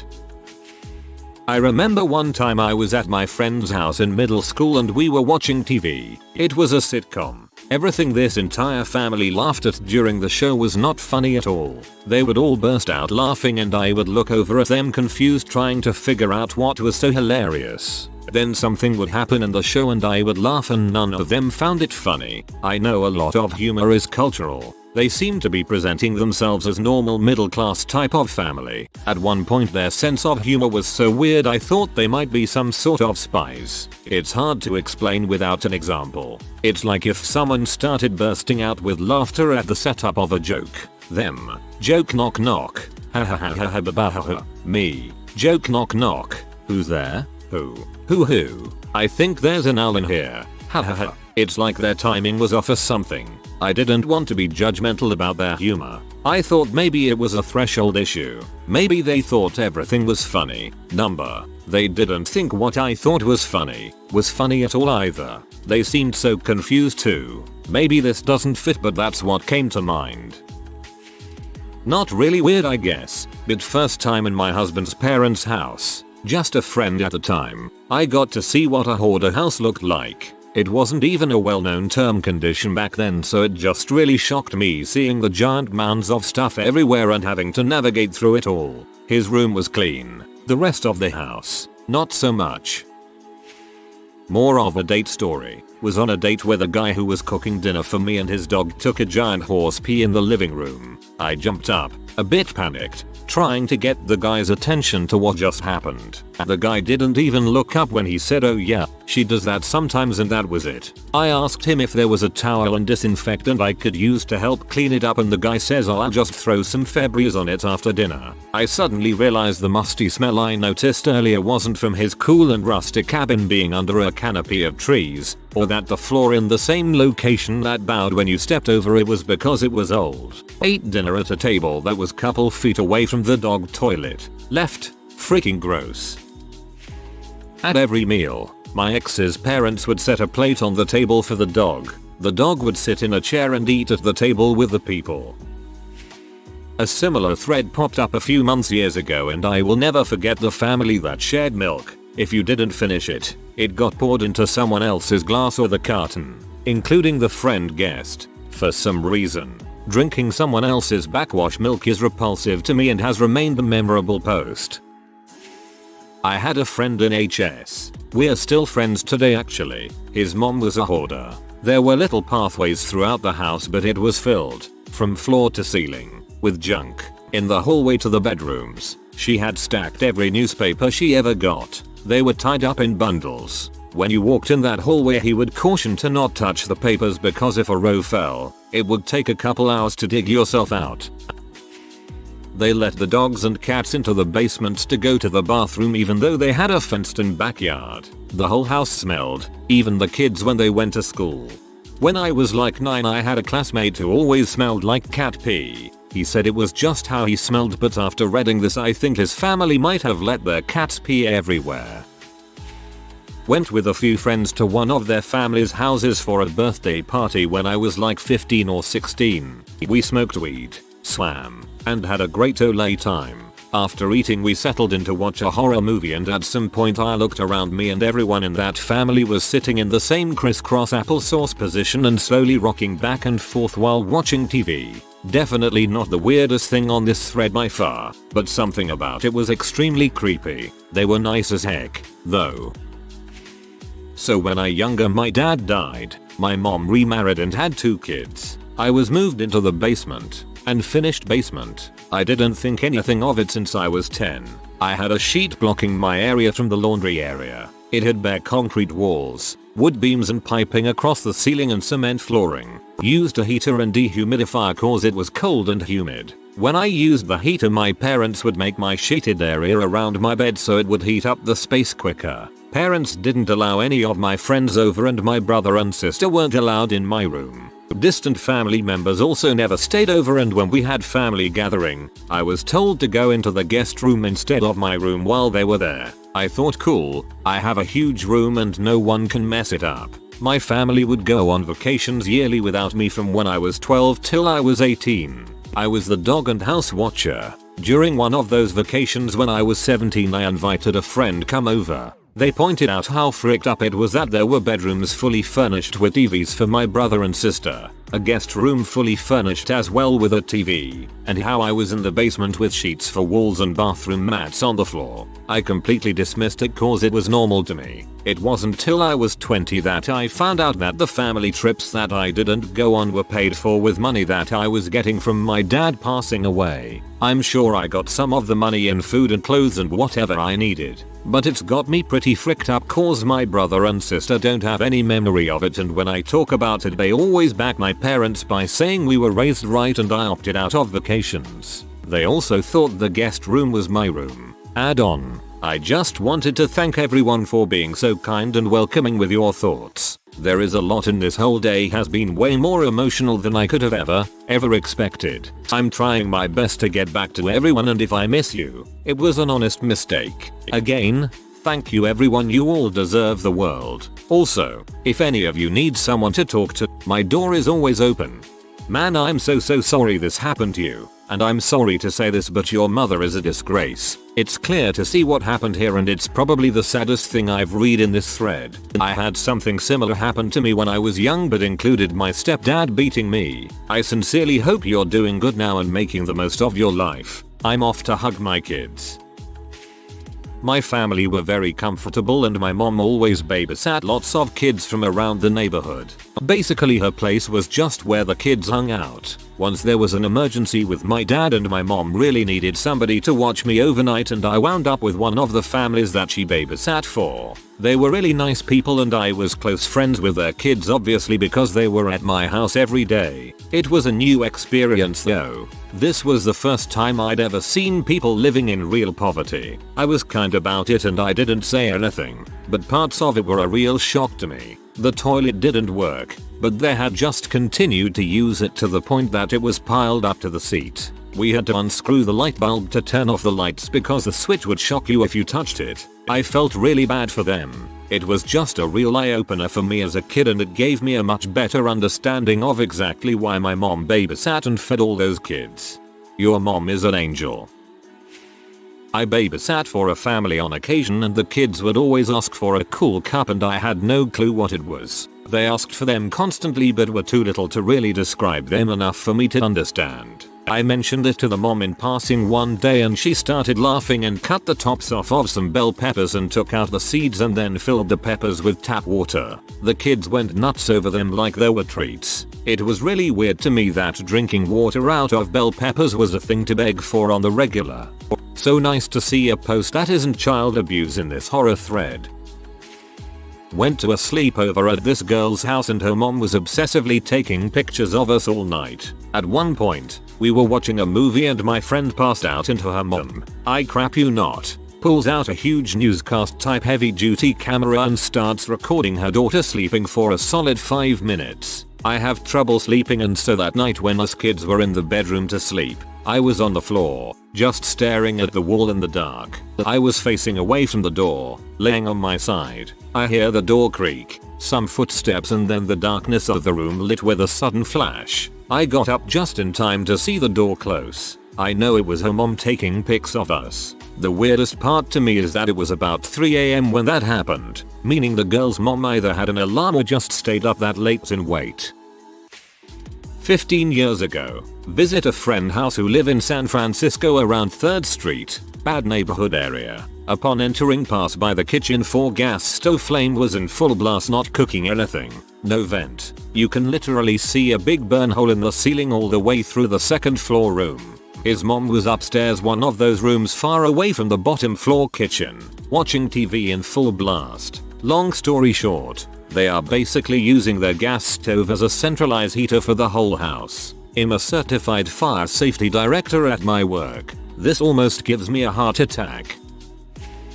Had a friend whose family lived on a huge property and kept cows for the property tax exemption. Not odd. He told me to come by and get some purple ringers he collected for me, invited me in to meet his parents, and I swear to God, there was a full-size cow chilling on one of their couches in the living room. That sight was way more wild than any of the hallucinations later experienced. Really nice people though, lol. My friend's mom told him to masturbate later today, just casually, like it was a regular thing to say to your kids. He was just like, yeah sure.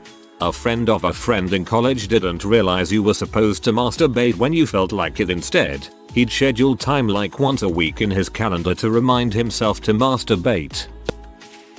When I was younger, I was best friends with two brothers from Jamaica. One of the days they asked me to stay over so we could play some Atari after we finished playing outside. We came home 12 minutes after their curfew, so their dad, who was extremely calm, told us to sit in the living room. I sat in there with my two friends and they were super quiet, which was a bit weird until their dad walked in with a belt and beat the living crap out of them. I crapped myself, not literally, because I thought I was in for a beating, but he didn't hit me, which was a huge relief. After the beating, their dad, asked if I would like some carrot juice while my friends just went back to normal and set up their Atari like nothing happened. I was sat on the sofa wondering what the frick just went on. Had friends with curfews as well. They had to be home before the street lights came on. If they weren't home by then, they'd get a beating. In 6th grade, my first ever sleepover, I went to the bathroom and came out to him blasting pee in the living room, and I had never seen pee before. We watch it for like 10 minutes and he says, "I'm so frisky I got a jack off, bro." Then he started cranking his dong right there in front of me and I was shocked. The video was some fat dude cucking another guy and making him cry. I'll never forget that. I'm speechless. WTF. My GF and her little brother were staying at a sort of foster home that was absolutely filthy. They knew it was, but weren't going to complain about it since it was still better than their last situation.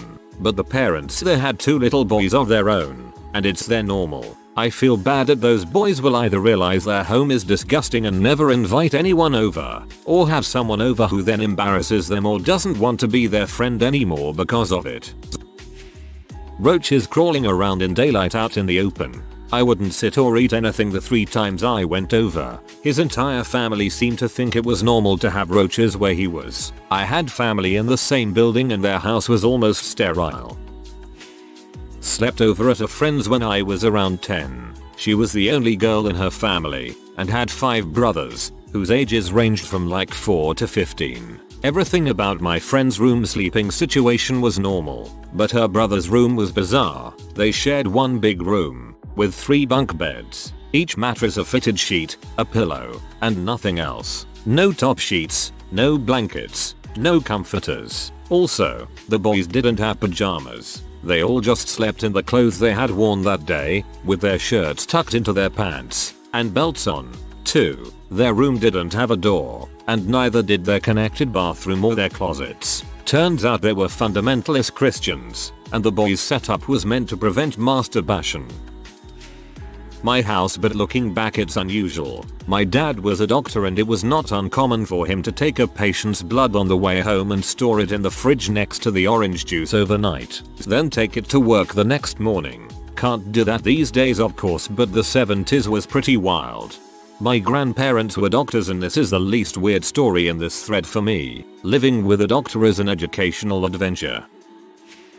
One of the first times I met my husband's family, I was over at their house and husband gestured for me to sit down and be comfortable. Their house was really very cluttered. Not quite hoarder cluttered, but close. They had a couple of couches facing each other and then some other chairs. Not knowing the rules, I sat on one of the couches, which had a lot of stuffed teddy bears on it. OMG, you would think I had sat down on live bears. There were probably 20-30 small, medium stuffed bears on this couch. Husband's mother and twin brother both visibly reacted as if I had damaged the bears. Not antique bears either. That was when I was told that the couch was for the bears, and only for the bears, and that no one was allowed to sit on the bears' couch, just the bears. The bears all had little beaded necklaces with their names on them to tell them apart because they were all the same brand and style.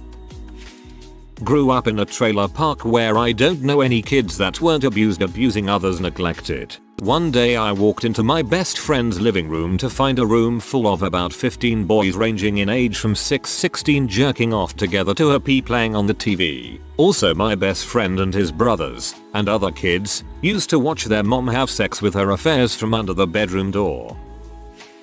Not at my friend's house, but we were 15-year-olds and went for a walk to her mum's friend's house to get her some smokes. We walked into the house and the 2-year-old was covering themself in margarine. The floor was covered in roaches, animal poop, used nappies, diapers, and rubbish. There was peanut butter on the walls and kitchen table. It was so incredibly sad to see dirty and disheveled kids living in that. The weirdest part was seeing the toddler smearing margarine in their hair, and no one caring.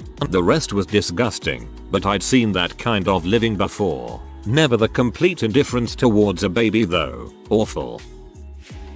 Kinda the opposite. Had a friend over when my dad went on a tirade screaming and yelling at my brother and I. We thought it was normal to have emotionally abusive parents. After that friend never came over again. I went to his house, and his parents seemed a bit more interested in me. By the time we graduated high school I got my diploma and walked over to hug his parents before my own at the ceremony. Found out my best friend thought the toilet seat was for kids. He would straight up sit on the rim of the toilet and poop until I found out when we were in college at 22. Stayed at a friend's house when I was probably 10 or 11, and we had a sleepover one night, and we were up really late playing games and just talking. Around 3-4 am. His dad comes in, frantic, saying that he heard someone breaking in upstairs and that we needed to leave immediately. Anyways, we walk out of the house and he tells the neighbor that they need to leave too. The neighbor looked extremely worried and pulled her phone out. We drive to her place and he gets her some food, and eventually an ambulance comes, and so does the neighbor along with it, because apparently the father was schizophrenic and having an episode. There was really no break-in. Obviously my friend now knows this, but back then, we genuinely believed him. This is actually just really sad. He genuinely believed you were in danger and wanted to protect you. Was sleeping over at a friend's house in 6th grade. 3 PM we show up to her house after school. We walked into her apartment to find her mom half dressed, passed out drunk and sprawled out with her head on the floor, one arm twisted weirdly so it somehow was resting on the coffee table, and her legs on the couch. TV was on and blaring. Didn't even notice our arrival. I had zero experience with this kind of thing, and although I could tell my friend was embarrassed, I didn't understand the full implications or really what was happening. I pretty much just thought it was an odd place for a nap, which is how I explained it to my parents later when I commented on how odd it was to be napping there instead of in bed. I might have even asked them if they would let me sleep on the couch and watch TV too. Bless my parents for immediately understanding the situation but not making a scene and not spoiling my naivete or ever embarrassing my friend in any way. My family is pretty good at being subtle, for better or worse. However, that was absolutely the last time I stayed at her house. All sleepovers with that particular friend were at my house from then on, but it was a casual coincidence from my POV. I didn't even notice that subtle change for a couple years. Looking back, I think my friend really appreciated it though. We're still friends and she has kids of her own and she's doing great, is a doctor, but her mom still has the same alcohol struggles and is very in your face about it even now as she was then. An ex told me about a friend she had for a spell in middle school. A single mom situation, living in pay by the week motels, and this was in the 80s. Ex's dad was quick about it, and the friend spent a lot of time with my ex for a few years. Lots of dinner invites and sleepovers on school nights and such. A toddler drinking a wine cooler. The whole family was freaked up, but that stuck out to me for obvious reasons. I was only 18 at a party, drinking underage, and had no idea what to do when I saw that. I made a comment about how little kids probably shouldn't drink alcohol, but the kid's mom got scary defensive about it. My friend's mom kept bread in the glove box of her car for when she got hungry. He thought it was hilarious also, and we gave her a pretty bad time about it. Everyone laughing at this but no one actually keeping gloves in there either. They walked around nude at home 24/7. He invited me over to play Nintendo after school. When he had gotten in, he stripped down butt-naked and went to make a sandwich. Everyone else was already bare-buttoned loitering. It baffles me that they wouldn't consider wearing clothes while the company is over. My dad was a truck driver who was able to bring home boxes of food if its packaging was damaged. All my friends would go home with full boxes of Cap'n Crunch and pancake mix. After a while my friends would have to tell my dad that their parents told them to come home empty-handed. My family would legit be living off of that. You can bet my mom would have been sending us over to visit once a week. When I was in junior high, I went over to a friend's house for the first time. His parents were hoarders and their basement was waist deep in newspapers, magazines, junk mail, catalogs, phone books, and other loose papers. You had to crawl over it to get to his room. He acted like it was no big deal that the papers were higher than the couch or that an avalanche happened every time he opened his bedroom door. That was the only time I went over. I live with borderline hoarders and it's so bad. I hate inviting people over because it requires cleaning for hours and still feeling judged because it's still messy. I have to act like it's no big deal to fake normalcy to myself.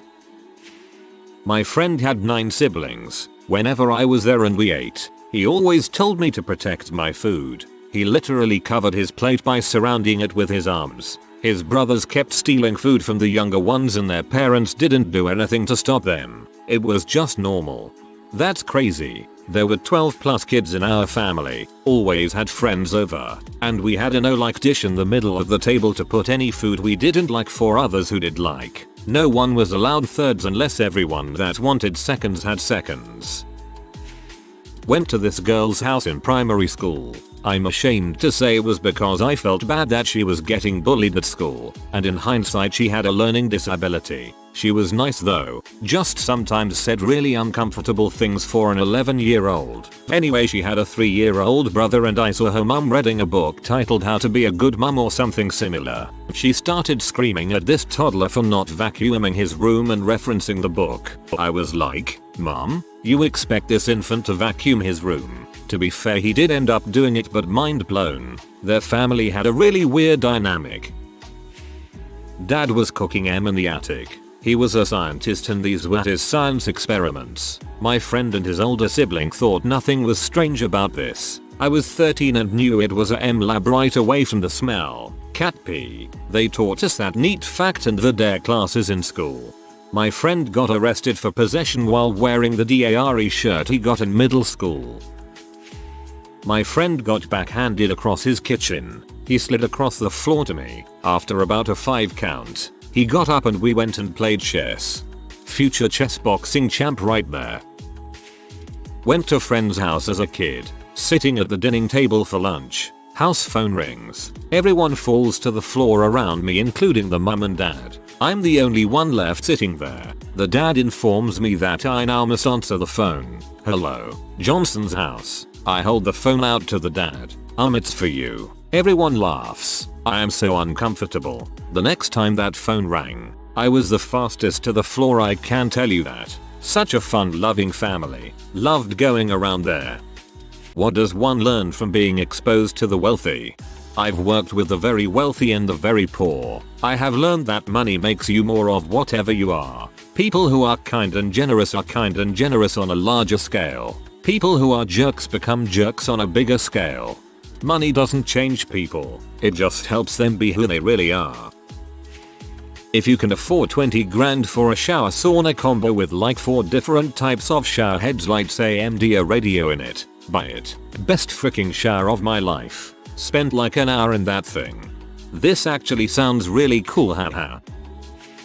I had a friend whose dad developed some offshore gambling app when we were younger. It circumvented a bunch of online gambling laws in the US. He made a stupid amount of money from running it, and my friend, his dad and his brother all lived in this mansion. This was a shock to me though. This kid was in Billabong hoodies and jeans every day, was in public school like me and just loved PC gaming. When I met his dad and brother, they were the same way, hoodies, jeans, just chill people. Didn't even seem to realize or care about the money. I'm working with a guy that owns an extraordinary number of houses, land and a couple of mansions. I soon realized he has everything and no time to enjoy it.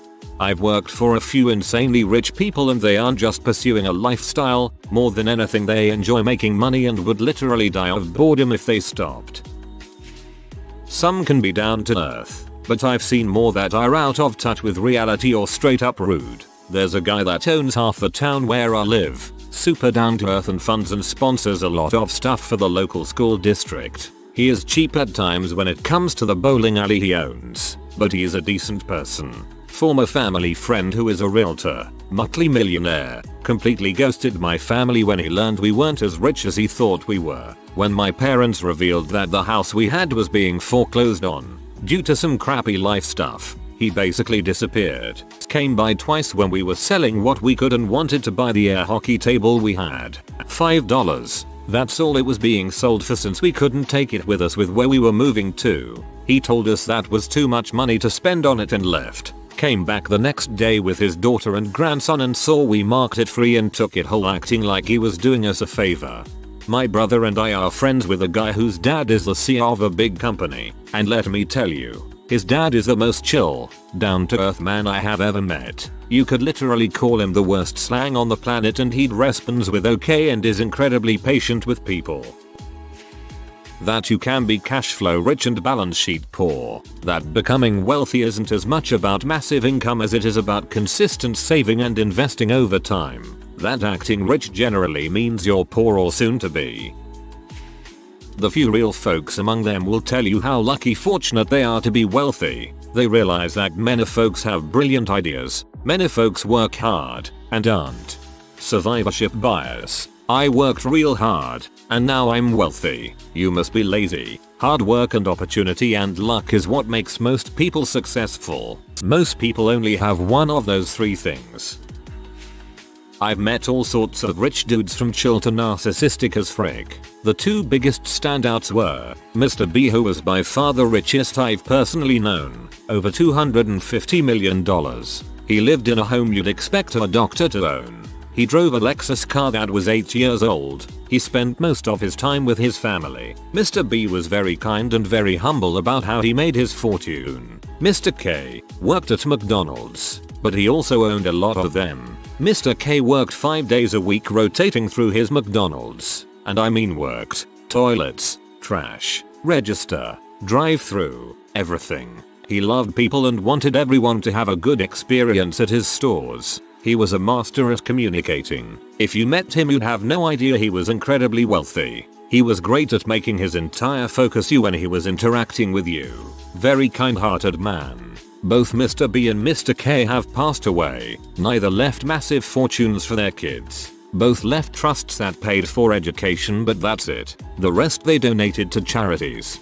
Never met someone who owned multiple McDonald's who didn't love it. They are a strange breed of people. That is for sure. In a good way. And yeah, also a very comfortable $600-700k a year. Plus to get to that point you generally need to be the kind of person who puts 70-80% of your take-home pay into investing. Old book, but read The Millionaire Next Door. People think they can spot the rich guy based on stereotypes. I know very rich people who drive old cars, shop at thrift shops, donate regularly, anonymously. They don't flaunt their wealth. They run in different circles. Business people and high finance, plus those much further down the financial ladder. The best lesson I've learned from those I respect is to treat everyone with respect no matter their background. My parents would always warn me our neighbors were not rich, but deep in debt. They gave their kids everything, always had brand new things and acted rich. They went broke in the early zeros and lost it all. Everybody has their own set of problems. In my experience, when money isn't a problem, some other typically foolish thing fills its place. Except it's that you consider those problems foolish, while they can be actually pretty important things for everyone. It's just that you don't have time for thighs cause you're busy surviving. That money doesn't change who you are, it just makes it come out more. Nice people are more giving and buttholes become bigger ones. just how comfortable an existence life with financial security is. While many poor people are grinding every day knowing any little mistake or piece of dumb luck can completely ruin their finances, rich people go to bed easy every night knowing how secure they are. That's why I want to get wealthy in my lifetime. Not to have an extravagant lifestyle or run with the high rollers, but to just go to bed every night not worrying about losing any one source of my income. Some of them really love the arts and humanities on a levels that is on equal footing with the artists and the humans themselves. I think that poorer people do too. They just can't afford to go to shows and buy paintings. Some of them are the chillest, nicest people you will ever meet, and some are the meanest, cruelest buttholes you will ever meet. Almost sounds like they are all just people. Grew up in a working class neighborhood, Section 8 housing. None of my friends' parents had college degrees, including my own. Never really exposed to even upper middle class people growing up. Went to college, married someone several rings up the ladder from me. Most of her family are millionaires. Now live in a neighborhood with a lot of rich people. My conclusion: you should really judge the individual and not lump large groups of people together with some sweeping broad characterization of an entire class. Some rich people are buttholes. Some are really cool. Some are generous. Some are not. Some have crazy political views, while others don't. Some worked really hard while others haven't worked a day in their life. Some are super entitled and others realize how super fortunate they are. And you know what? You could apply all that to poor people.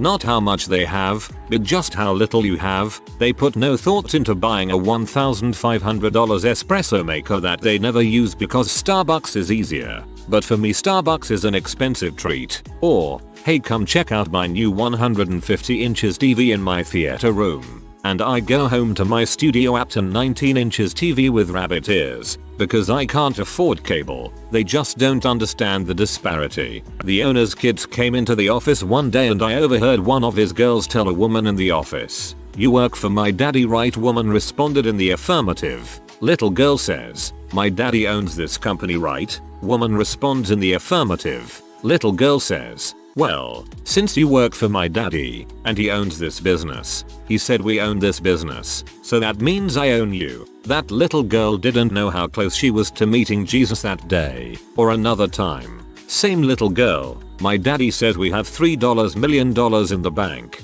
walks away.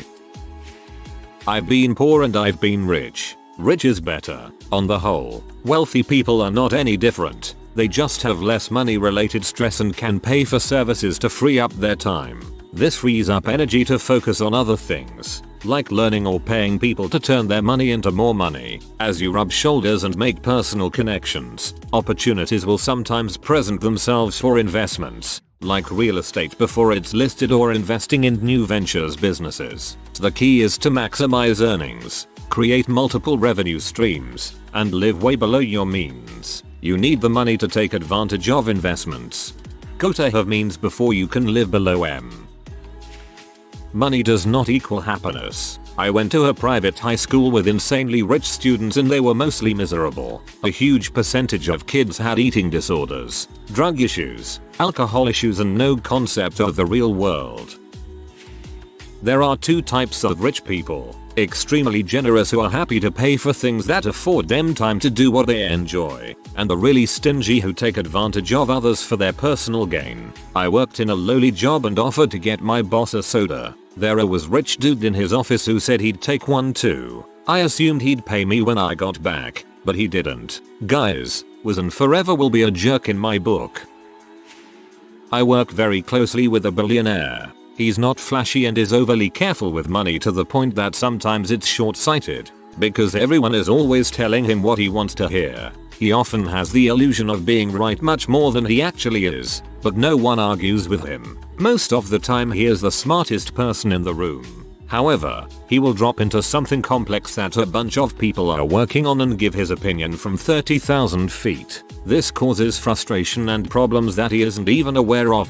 Good guy though, and I enjoy our friendship. He is extremely smart and oftentimes is prescient about potential outcomes way before everyone else picks up on things. Money seems to follow him, like whatever he touches turns to gold. The best way to avoid paying taxes is to have no official income. Pay yourself a salary of $1 a year and leverage your stock value for loans. I don't think you need to be rich for this. Yes, to do this entirely you need to be wealthy, but even people that are not rich can do this. Investing in your 401k to reduce your taxable income and maximizing your HSA are the two most common ways ordinary people can do it. A lot of people who appear wealthy are actually in massive debt. The people who are often super well off or can retire early are that wealthy because they are frugal, whereas a lot of the very overtly wealthy people you meet, unless we are talking clearly from old money or famous, are sustaining that lifestyle through not saving and using credit. A lot of wealthy people are also just so uninterested in helping anyone. When I was down and out, the people who helped me were almost entirely working class or lower middle class. The people I knew who actually had the resources to help suddenly disappeared. I think that it's important to note that many self-made wealthy people are inundated with requests for money and business opportunities constantly. Many wealthy people are jaded towards personal charity because it usually leads to 10x as many people asking for handouts. The majority of these same people donate tons of money more anonymously to charities that they care about. How unsatisfied they are. In middle school my best friend lived in a cute little 2-bedroom brick home. I lived in a double wide trailer. I was always jealous that she lived in a real house in a real neighborhood. She came over for a sleepover once and complained that her room was smaller than mine even though I lived in a trailer. She said trailer like it was a slur. Meanwhile, I was always so jealous of her home. She came from a very humble working class family. They weren't made of money but compared to my family they were rich. I'm the 6th of 7 kids. There's almost a directly inverse correlation to the amount of money we make to the happiness levels we have. We all grew up poor. Katie, 40, oldest sibling, has tens of millions of dollars and still makes millions a year. She's extremely stressed all the time, has a terrible marriage, physically and mentally unhealthy, and super concerned about Democrats being out to get her and steal her money to give to lazy people. Aaron, 34, and his wife together make just under $150k yearly in our small hometown where the median salary is under $30k. They're drowning in debt and terrible at finances, something that a constant stress for them. Davey, Nathan, and Luke all make middle class wages and live good middle class lives. Mika, 31, and I, 27, both quit our jobs to pursue the arts. Music and myself photography. We're easily the two happiest, stress-free brothers, and by far we make the least amount of money. I'd be curious to see this same breakdown as written by each sibling. Mostly I've learned they can make moral or ethical stands because there is no consequences. Unhappy at a job and think they are wrong? Just quit. No true repercussions for doing so. Knew a guy who argued that staying somewhere you felt they were ethically or morally corrupt was a choice and he had walked out of a job because of it. But he could move back home. Just a little ego bruise. He had his wealthy parents. He had access to borrowed money. Like there was no connection between his access to not fail vs actually failing on his stance, or taking his immediate family down with him. He was never sacrificing his home, his auto, his family, nothing except he put his foot down and might have to hang out with his parents. But he was willing to risk it. It was really eye-opening to me. No fear of repercussions except mom and dad would have to help. To have that kind of security, there is a huge disconnect between them understanding they worked for it when they come from money, like understanding the access they are privy to and being in the situational awareness of it is not a comprehension they have. Doesn't everyone have a choice to just walk away from their income and not face eviction? Medical access, vehicle, food access, childcare, etc. How silly. You just have no conviction to stand by your morals. It honestly made me a little sick. And please understand, I don't think these are bad people. I respect the people I do know who are wealthy quite deeply, but there's a flaw in reasoning that was, and still is, a bit flabbergasting to me personally. This is why a lot of Greenpeace, Extinction Rebellion, etc. are typically middle class and up people. They're the only ones who can actually afford to be there. Most working people can't take time off to protest about stuff because they have bills to pay and kids to feed. It's easy to protest for what you believe when you aren't living month to month. Even the moderately wealthy, like barely upper middle class, have a guy for everything. Somehow. And not just a sketchy guy, but a tailored professional. Maybe they bump into each other at country clubs and form reciprocal agreements. IDK. But it results in suitably wealthy people getting the highest quality service on everything for a family and friends discount. You have money equals you save money equals you get more money. This isn't a positive or a negative. A related note is that nothing seems too small to get the expensive treatment. This can foster both awful people who insist on others making massive adjustments to make that happen, and lovely people who will put in their money, time, effort to do a good job for poorer friends just because they value something done to good standards and like to see it. What the people are like is very individual. This one is just plain old networking and isn't socioeconomic dependent. When I was making $30K a year, I had a guy for everything. Even now that I'm better off, I still have many of the same guys I did before. I grew up in a wealthy area. My parents were definitely very well off, but we were never anything close to being part of the 1%, and in my experience, the wealthy are very polarized. There are those who genuinely want to do good things and use their money and influence to help people. On the flip side, there are those who are incredibly selfish and self-serving. Both sides can be very arrogant. However, this arrogance is usually for different reasons, but it still comes through nonetheless. The worst, however, aren't the wealthy adults, but the kids of said wealthy adults. These ashats are unbelievably egotistical and think they can do anything and say anything they want because their parents are rich. Like said, I grew up in a wealthy area and because of that, I went to a wealthy high school, so I was forced to endure these shitheads for years. Maybe you think I'm exaggerating a bit. Okay, here's an example. Their parents bought these kids luxury or sports cars for their first car. Seriously, I saw 16-year-olds driving Mercedes, BMW, Lexus, etc. I also said my parents were well off, and because it was my first car, they felt I didn't need something overly powerful or flashy. They got me a Honda Civic. I was ridiculed constantly for driving a poor loser's car. The fact that my parents bought me a car at all was pretty dang good, but I guess these kids felt they deserved whatever their parents got them. The funny thing is I mentioned this to my dad years later and he was actually apologetic. I told him he didn't need to be. I was a brand new driver and the last thing I needed was a high-end, powerful vehicle that I could get myself into real trouble with. Another story, also relating to cars, was a kid who wrote an editorial in the school newspaper, where he did nothing but be and moan about how put out he was because had to be seen in a rented Chevy Geo because his real car was in the shop. What made this particular article even more tone deaf was that the teachers in the school all had less expensive cars than the students, including the vehicle this student was complaining about. This sounds like my school. The teacher's parking lot was filled with older, modest cars while the student parking lot was ridiculous. Of course, many a shat made fun of the teacher's cars. So gross. I cater in Orange County, Southern California. The ones who made their own money are usually very generous. The ones who inherited it or married into it are greedy, needy and whiny, and are out of touch with the real world.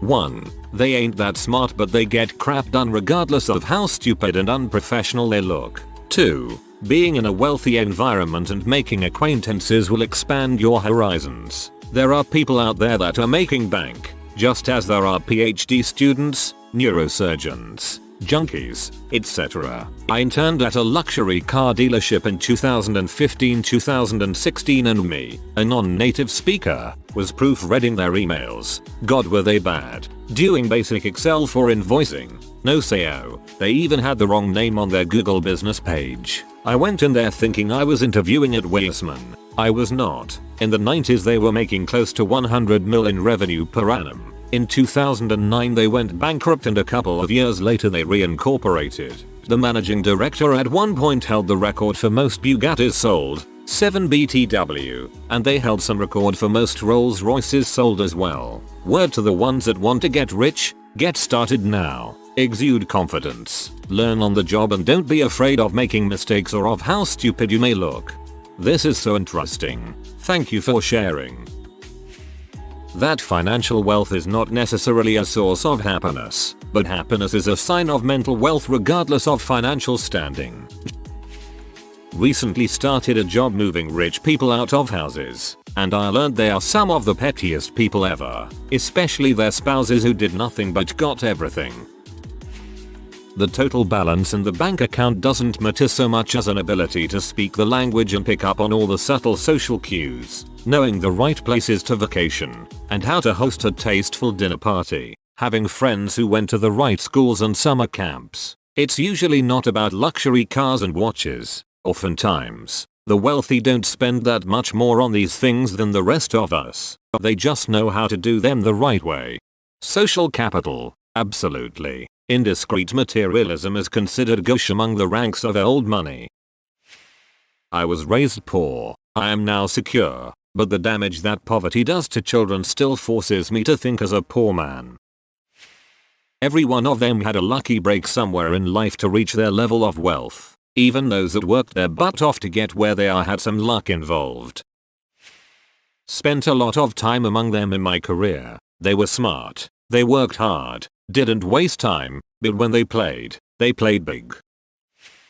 Having grown up poor and marrying someone with several very wealthy friends and family members, they are seriously some of the nicest and most generous people I have ever met. I'm sure this is going to be an unpopular opinion, but I haven't met a mean or selfish wealthy person. Who you know goes a lot farther than what you know. Something I learned going to a very Gossip Girls-esque high school. Good credit is the basis of most of their wealth. They got a loan and did something with it, and then took out another one when the first one was paid off. They always have something building credit. That's for people who made their own wealth. Second and third gen rich people have no freaking clue how money is made. It's just something that ends up in their bank account. The wealthiest people I know were completely self-made. They treated every single staff member, waiter, sales rep, etc. with the utmost kindness and courtesy. Always a please and thank you with excellent manners. They adopted me when I was in my early 20s and basically I got to live an insane life. I learned so much.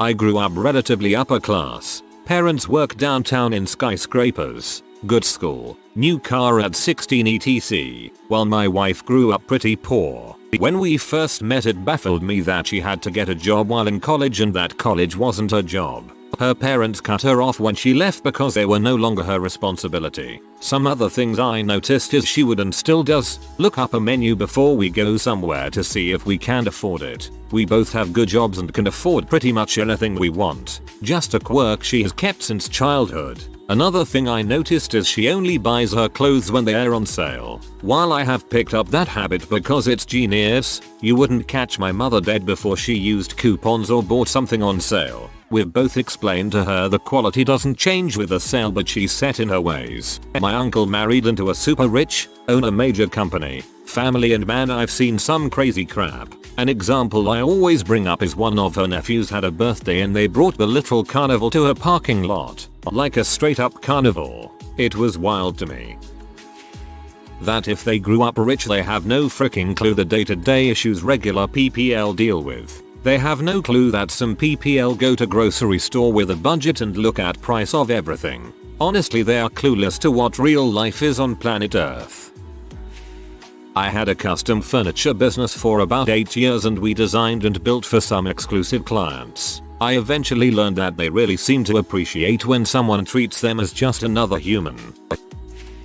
I grew up in a family of very modest means. I never thought we were poor at the time, though I later learned that we were borderline. I got a summer job as a caddy at a swanky and exclusive country club. I caddied for a lot on wealthy businessmen, lawyers, doctors and even one US senator. I learned that the proportion of good wealthy people to mean wealthy people was pretty much the same as good to mean poor people. I learned that the spread of smart wealthy people to stupid wealthy people was more extreme than smart to stupid poor people, meaning that the smart wealthy people were really smart. The stupid ones were relying on inheritance and family for their wealth, and there seemed to be much fewer wealthy people that were of average intelligence. The biggest thing I learned was that smart and good wealthy people would honestly do their best to help you out if you show them you weren't just asking for a handout. Now that I think about it, there were a few good people I cared for that I still remember getting good advice from, even though it was over 45 years ago.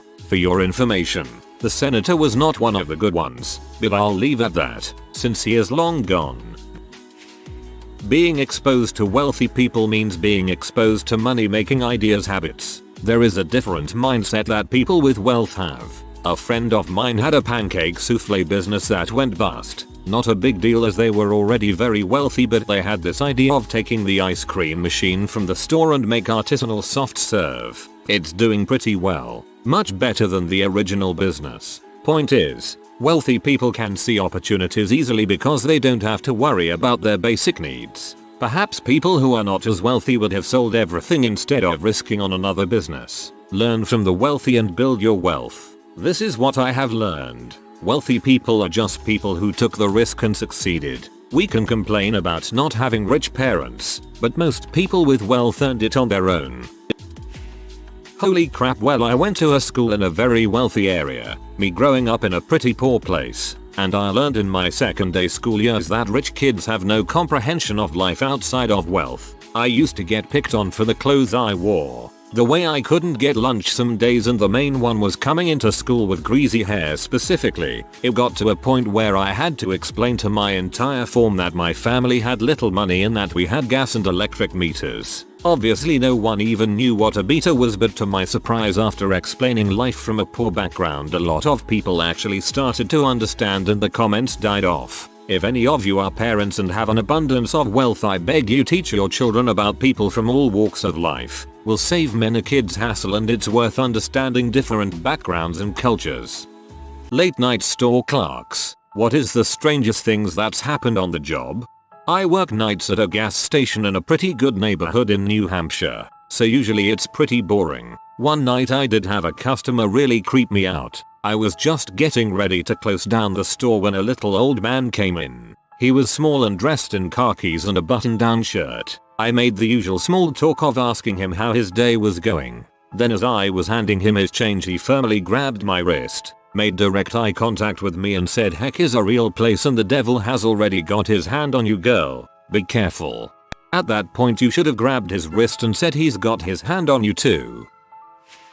I worked third shift at a Sheetz. For those of you who don't know, it's a gas station, convenience store, fast food place. On multiple occasions I have been cussed out because we discontinued pickle chips. I've had people tell me to frick off, break things, demand to call corporate, etc. Drunk people love pickle chips.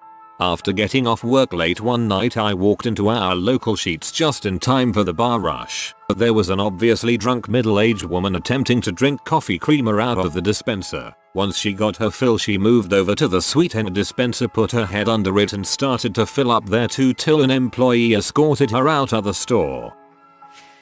I've never been a store clerk, but I was lucky enough to witness the following story. 7-Eleven, circa 1996. A guy walks up to the surly clerk, who seemed to work 25 hours a day, and asks, "Do you sell eggs by the 1/2 dozen?" Clerk: "No, you have to buy a dozen." Guy: "I only need 6. Clerk: "I don't care. You get 12 or you get 0. Without saying another word, the guy walks back to get his dozen eggs, pays, and walks out. Then he throws his 6 unwanted eggs at the store window before driving off. Would be funny if he got home and realized he needed 8 eggs. I work at a deli, and about a half hour from close a woman comes to the counter and just says "Lambone." We had it, so I go to the back freezer, come back to the counter, and her daughter is there. She tells me to cancel the order. Meanwhile her mom is right beside her repeating "Lambone" over and over again. She had dementia and I didn't even notice. In your defense, this is how many people ask where things are. Cheese whiz. 11:30 PM in Auxerre, and on break working till 4 AM in a sort of restaurant fast food store. Last week I saw a woman order 4 burgers but wanted no ingredients other than lettuce, not even any bread. I offered if she would like to just buy the lettuce as a topping and just pay $1 and $20 and $20 and $20 and $20 and $20 and $20 and $20. I worked 11 p.m. 7 a.m. shift in an all-night garage for a few months when I was 18. There was this weird Vietnamese dude who drove a white Honda Prelude and always filled up with £6 and 66 pence of petrol. He wore the same pair of cut-offs every time, with blotches and bruises all over his legs, and used to literally wander in, leaning against the displays, pick up as many yogurts as he could carry, pay with a £50 note and stagger out. One time he came in with these two, obviously prostitute, women who were draped all over him with the biggest pupils I have ever seen. They stood at the counter while I scanned all their yogurts, and he spoke for the first and only time. Staring at me, said to the women she can join us. Can't she? One of the women looked at me and said you'll make a lot more money if you come with us, darling. I nervously laughed, took their cash and they left, grinning, in silence.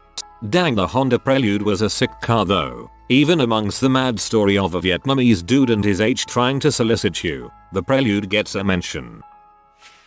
The place I worked had a monitor camera that showed you on it as you walked it. It was like 10 minutes before closing and a guy walks in and just starts rapping into the camera and acting like he's shooting a music video. He went through an entire song. Martin had a dream. A man came in 10 times within a single hour. He kept leaving and coming back without buying a single thing. Finally, on the 10th time he comes up to the counter with a box of tampons. I proceeded to ask him, "Rough night?" To which he responded, "I really don't want to talk about it." I never understood this mentality. It's not like the cashier expects a man to go home and shove them in his butt or something. They probably realize he is just being a good husband, boyfriend, father. Maybe if the wife asks to pick up some lube and butt plugs, or gay pee or something, I could see the hesitation there. Had a guy pull up to the pump, unhooked it wanting post-pay. Our policy said not to authorize it between midnight and 5 a.m. Prepay only. I announced this to the dude over the loudspeaker. I'm pretty sure he was wasted. He continued to get more and more belligerent. When he started beating the pumps with the nozzle hose, I called the cops. Dude starts banging on the door. Locked. No way he would get in. Can't. Gets frustrated, and finally just whips his deal out and starts swagging it in the general direction of the store. The CCTV is getting all this, so I just start laughing my butt off. Then the cops pull up, and 2 deputies put this poor, drunk, deal-wagging man away in the back of a police car. I quit a few months after that. Freaking FDR. Can't stop waving his new deal in people's faces. Aside from the crap-covered walls and vomit that you'd expect from a typical gas station, I could say this was the most peculiar. I had a man come in and buy a novelty lighter and some lighter fluid. No biggie. Sometime the next week, police came in and asked for our camera footage the night I sold the lighter and stuff. The guy apparently used that lighter and fluid to kill his 3-month-old baby. Frick people, man. That took an unexpectedly dark turn. I watched a truck pull up to one of our pumps. Guy gets out to pump gas. A Durango comes hauling butt from the back of the building. Another guy gets out with a gun aimed at the first guy. I was on the phone with a friend of mine and said, "Someone just pulled a gun at the pump. I'm going to have to let you go." I called the cops. Turned out the guy pumping gas had robbed a store 3 towns over and the Durango was an undercover cop who had been in pursuit. Another time, a guy came in, walked to the back cooler, got a can of Sprite and came to the register to check out. As I'm ringing him up, one of our local cops walks in, gun drawn, says, "Put your hands on the counter. Put your hands on the counter." Now well, I put my hands on the counter along with the customer because all I'm thinking is, I have no idea what I've done, but I'm very sorry for it. Turned out that guy had been involved with a robbery of a convenience store in the next town. 5 minutes away, had fled in a Mustang with 2 other individuals. They wrecked the car trying to evade the cops. All 3 dispersed. 2 were apprehended pretty quickly, but the 3rd came into the store to either blend in or rob me. I honestly don't know which. After the festivities and them hauling the guy away, the cop told me he had almost lost it when I put my hands on the counter too, and that I should really rethink working closing shifts at my age. I was 19 at the time and I am female. I laughed and was like, "And give up free entertainment." Oh man, I have a good one, but I'm always late to these things so no one will probably read this. I used to work at a gas station in a really small town. There was this old homeless guy with a weird glass eye that would walk around with an uncovered 5-gallon bucket of pickled pig's feet. The pig's feet were submerged in this pink picking juice that would splash all over the dang place when he walked around. Not to mention that during the summer, this bucket would fricking reek. So one of my first days on the job, he came into the gas station to buy a tall boy Bud Ice. I rang him up and he plunged his hand down in the bucket and pulled out a pig's foot in which he slammed on the counter. After a bit of back and forth explaining that pig's feet were not a form of currency, I just gave in and let him have the $2 beer. I paid for it myself. So about once a week, he would walk in, and we would have this pickled pig foot Bud Ice understanding. Other customers in line would lose their freaking minds after seeing this deal go down. I'd throw the pig's feet in the woods out back where the stray cats would eat them. It was a whole ecosystem of freaking weirdness. This went on for about 6 months before I eventually found another job. The guy was insane, but nice as could be. I called him Pigfoot Larry. A lot of the other stories are crazy but pretty expected. I mean OMG, someone go robbed working overnight at a gas station. That never happens. But this is indeed just strange. Regular male customer living across the street came over with flip-flops and a towel around his waist, dripping wet, grabbed a bar of soap, tossed $5 on the counter, and walked back out. Had 3 girls walk in at about 3 in the morning. I would swear they were 13-15 years old. Black mini skirts, see-through black tops, red bras, red thongs showing. Bought some candy and left. First one is funny, the second one is scary and creepy. I hope I'm not too late to the party here. I used to work the graveyard at a gas station near my place. Pretty normal night. Clean. Stock smokes. Clean again. Sit behind the counter. A woman came in about mid-30s with a little boy with her. She was in tears and her clothes were torn a bit. She came up and asked to use the phone. When she got off without getting an answer, she asked to stay here for a bit. I told her it would be no problem. About 20 minutes goes by and I wound up giving her and her kid free drinks and one of the sandwiches we have on the hot rack. She was in the store for about 30 minutes until her boyfriend came in and found her and her kid. He was pretty calm at first but then started screaming at her and telling her she needs to come with him. Luckily, before anything crazy happened, a cruiser pulls up to the front and 2 cops come in and intervened. He was arrested right there. I guess he had been beating her in front of her kid and she was trying to run away. I'm glad I got to keep her away from harm for at least a little bit. Was a scary night. Beat up kid comes to us at 3 AM. Blood everywhere. Doesn't want us to call an ambulance. Our policy says if they don't want us to, we can't. So he was just chilling there, bleeding. When we said we were going to call the cops to help, he bolted. My bet was he had a warrant out for his arrest, so that's why he didn't want any medical police attention. I worked at a small convenience store in the early 1990s. They had one of those fry delis that had chicken, jodgers, corn dogs, burritos, etc. This particular night I had run out of burritos and chicken. I also shut the thing down and cleaned it all out about an hour before closing. About 5 minutes before I was closing up, a guy walked in and asked for some burritos. I told him I was out of them, and that I was just about to close and the fryer was shut down. He walked around the store for a minute. I assumed he was looking for something else to buy, and then he came up to the counter, pulled out a knife and told me if I didn't cook him some burritos he was going to stab me. I freaked out, but told him I had none to cook. I showed him the freezer and told him I would happily cook anything he wanted from it, but he will see I was out of burritos. He looked in it for a minute, turned to me and said, "You really are out?" I replied, "Yeah." He then put the knife away and left the store. The man didn't love burritos as much as he hates people who lie about burritos.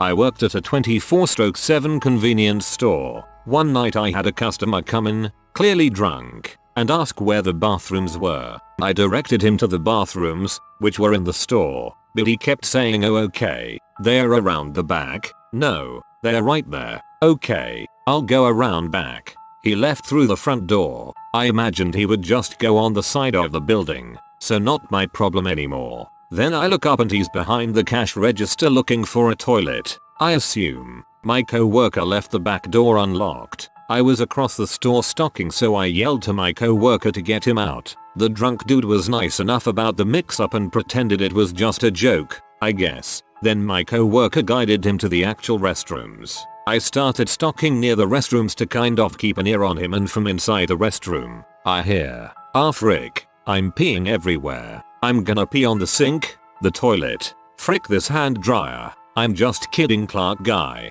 I'm only peeing in the toilet." The guy came out and laughing so hard he was crying, then left after buying some Funans. He was laughing at himself the whole time on his way out, like he'd just pulled the funniest prank of his life.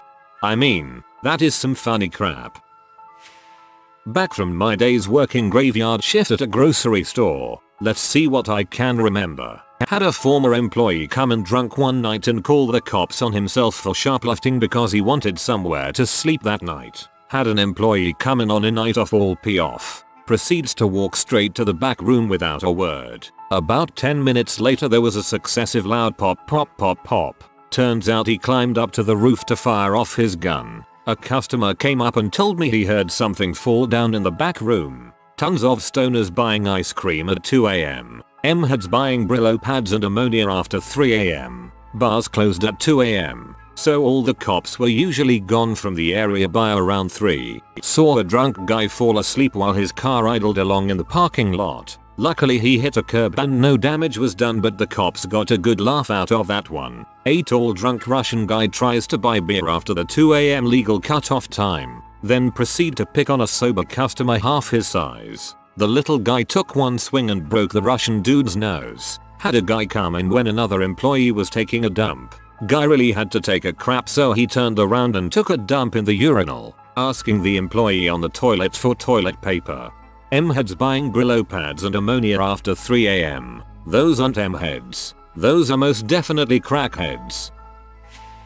I worked at a 24/7 gas station in a small college town. One night, the club across the street had a fight break out and about 50 people were pepper sprayed by the police when they responded at about 1:30 AM. 5 minutes later, Q50 angry club goers busting into the store, running to the dairy cooler, dousing themselves in milk and then running back out. I just stood there in utter confusion and then told my boss I didn't want the late shift anymore. Haha, I can totally picture this. Not the same scenario at all, but on the subject of peppers. I sold some guy scorpion peppers the other day at work. As soon as he left, he decides to eat one, then ran over to Subway where they already had a milk waiting for him. Haha. I had a regular customer come in and buy the same exact beer and cigarettes every day. He was always muttering something, but I could never make out what he was saying. I really paid close attention one day and he was rambling on about horse racing and the different odds for the horses. He was an interesting character. Also had a guy come in high as frick with his mom and he bought $60 worth of greeting cards. That guy was pretty cool. Huge guy comes in and asks to use the restroom. No big deal. I'm not one to stand in the way of nature. Well, maybe 20 minutes later, guy comes out in huff and says, "Dude, I'm really sorry. I fricked up your toilet. It's all good, man. I'll get it." Not really needing spectators while I cleaned crap, I expect the guy to shrug his shoulders and walk off. Well, he looks back into the back where the restroom is with a look of disgusting concern and says, "Man, it's really coming out. Like it's coming out into the back room." I rush back, thinking I've got to at least stop this from becoming some kind of biohazard event. I round the corner and there's nothing, but I can smell an unholy, overwhelming stench. I continue back, expecting to ruin my shoes at any moment until I reach the men's room. At this point I've had to cover my face with my shirt and focus on breathing through my mouth. But I reach the door with no issue. Frustrated from the mind-numbing odor alone, I push the men's room door open, ready for at least an inch of gas station ducts all over the floor. As the door swings forward, I see nothing but the water filling my eyes and the black-brown human paint the fat bastard left against the back of the bowl. Pee to the point of rushing out, fully intending of asking this rotten butthole what the deal was. I round the corner again to see his big crap-eating grin spread across his face. Stinks, huh? TLDR. Got jigsawed into breathing noxious fumes. Some people get way too cocky about their shoots. You should have squatted and dropped a deuce right in front of him to take him down a peg or two. Not super late, But at the last minute this dude came into Best Buy when I was working in the mobile store. He was tatted up, shaved head, had a Hispanic GF, and he was a pretty nice guy. Made me laugh a bit. I go to grab a phone out of the cabinet and a coworker asked how it was going with the neo-Nazi. I was confused. Apparently he had lots of tells, mostly from his tattoos. I thought my coworker was full of crap until I went back and noticed the small swastika tat on the space between his thumb and first finger. I got a little nervous being non-white, but he was super cool, personable, funny, and had a Hispanic GF for crying out loud. I consider it weird because he was so chill. Best neo-Nazi customer I've ever had. I read on an AMA a while back that lots of white guys join neo-Nazi gangs in prison for protection and they have to get tattoos to seem legit. So maybe that's what was going on. I was just talking to a friend about stuff like this maybe a week ago. For reference, he works 10 PM to 6 AM at a gas station in a really rough neighborhood. Here are some of the things he has told me about. A woman came into the store at 3 AM screaming about her boyfriend being in butthole and refused to leave. Sales literally every night. They found footprints on the toilet seat and a bag of M in the ceiling tiles. A man came in to use the bathroom at midnight. He was still in there half an hour later and so my friend knocked. He didn't respond. Paramedics were called when he was found to be near death from a H overdose. Cops come in on a regular basis looking for people. Drunk people making threats of violence if they don't get more beer. He probably told me more things but I can't remember all of them right now. He makes minimum wage doing this. You couldn't make me do that job even at gunpoint, which would probably happen in that town. Oh crap. I saw a footprint on the toilet seat at work but I assumed some weirdo put his foot up on it to tie his shoe. Now I want to check the ceiling. I worked at Dunkin' Donuts. Every Tuesday night at about 8:45 a guy would come in. A guy in Daisy Dukes and a sequined bikini top. He was balding, had a beer gut and chest hair. He would strut his stuff to the counter and order 2 sprinkled donuts every Tuesday.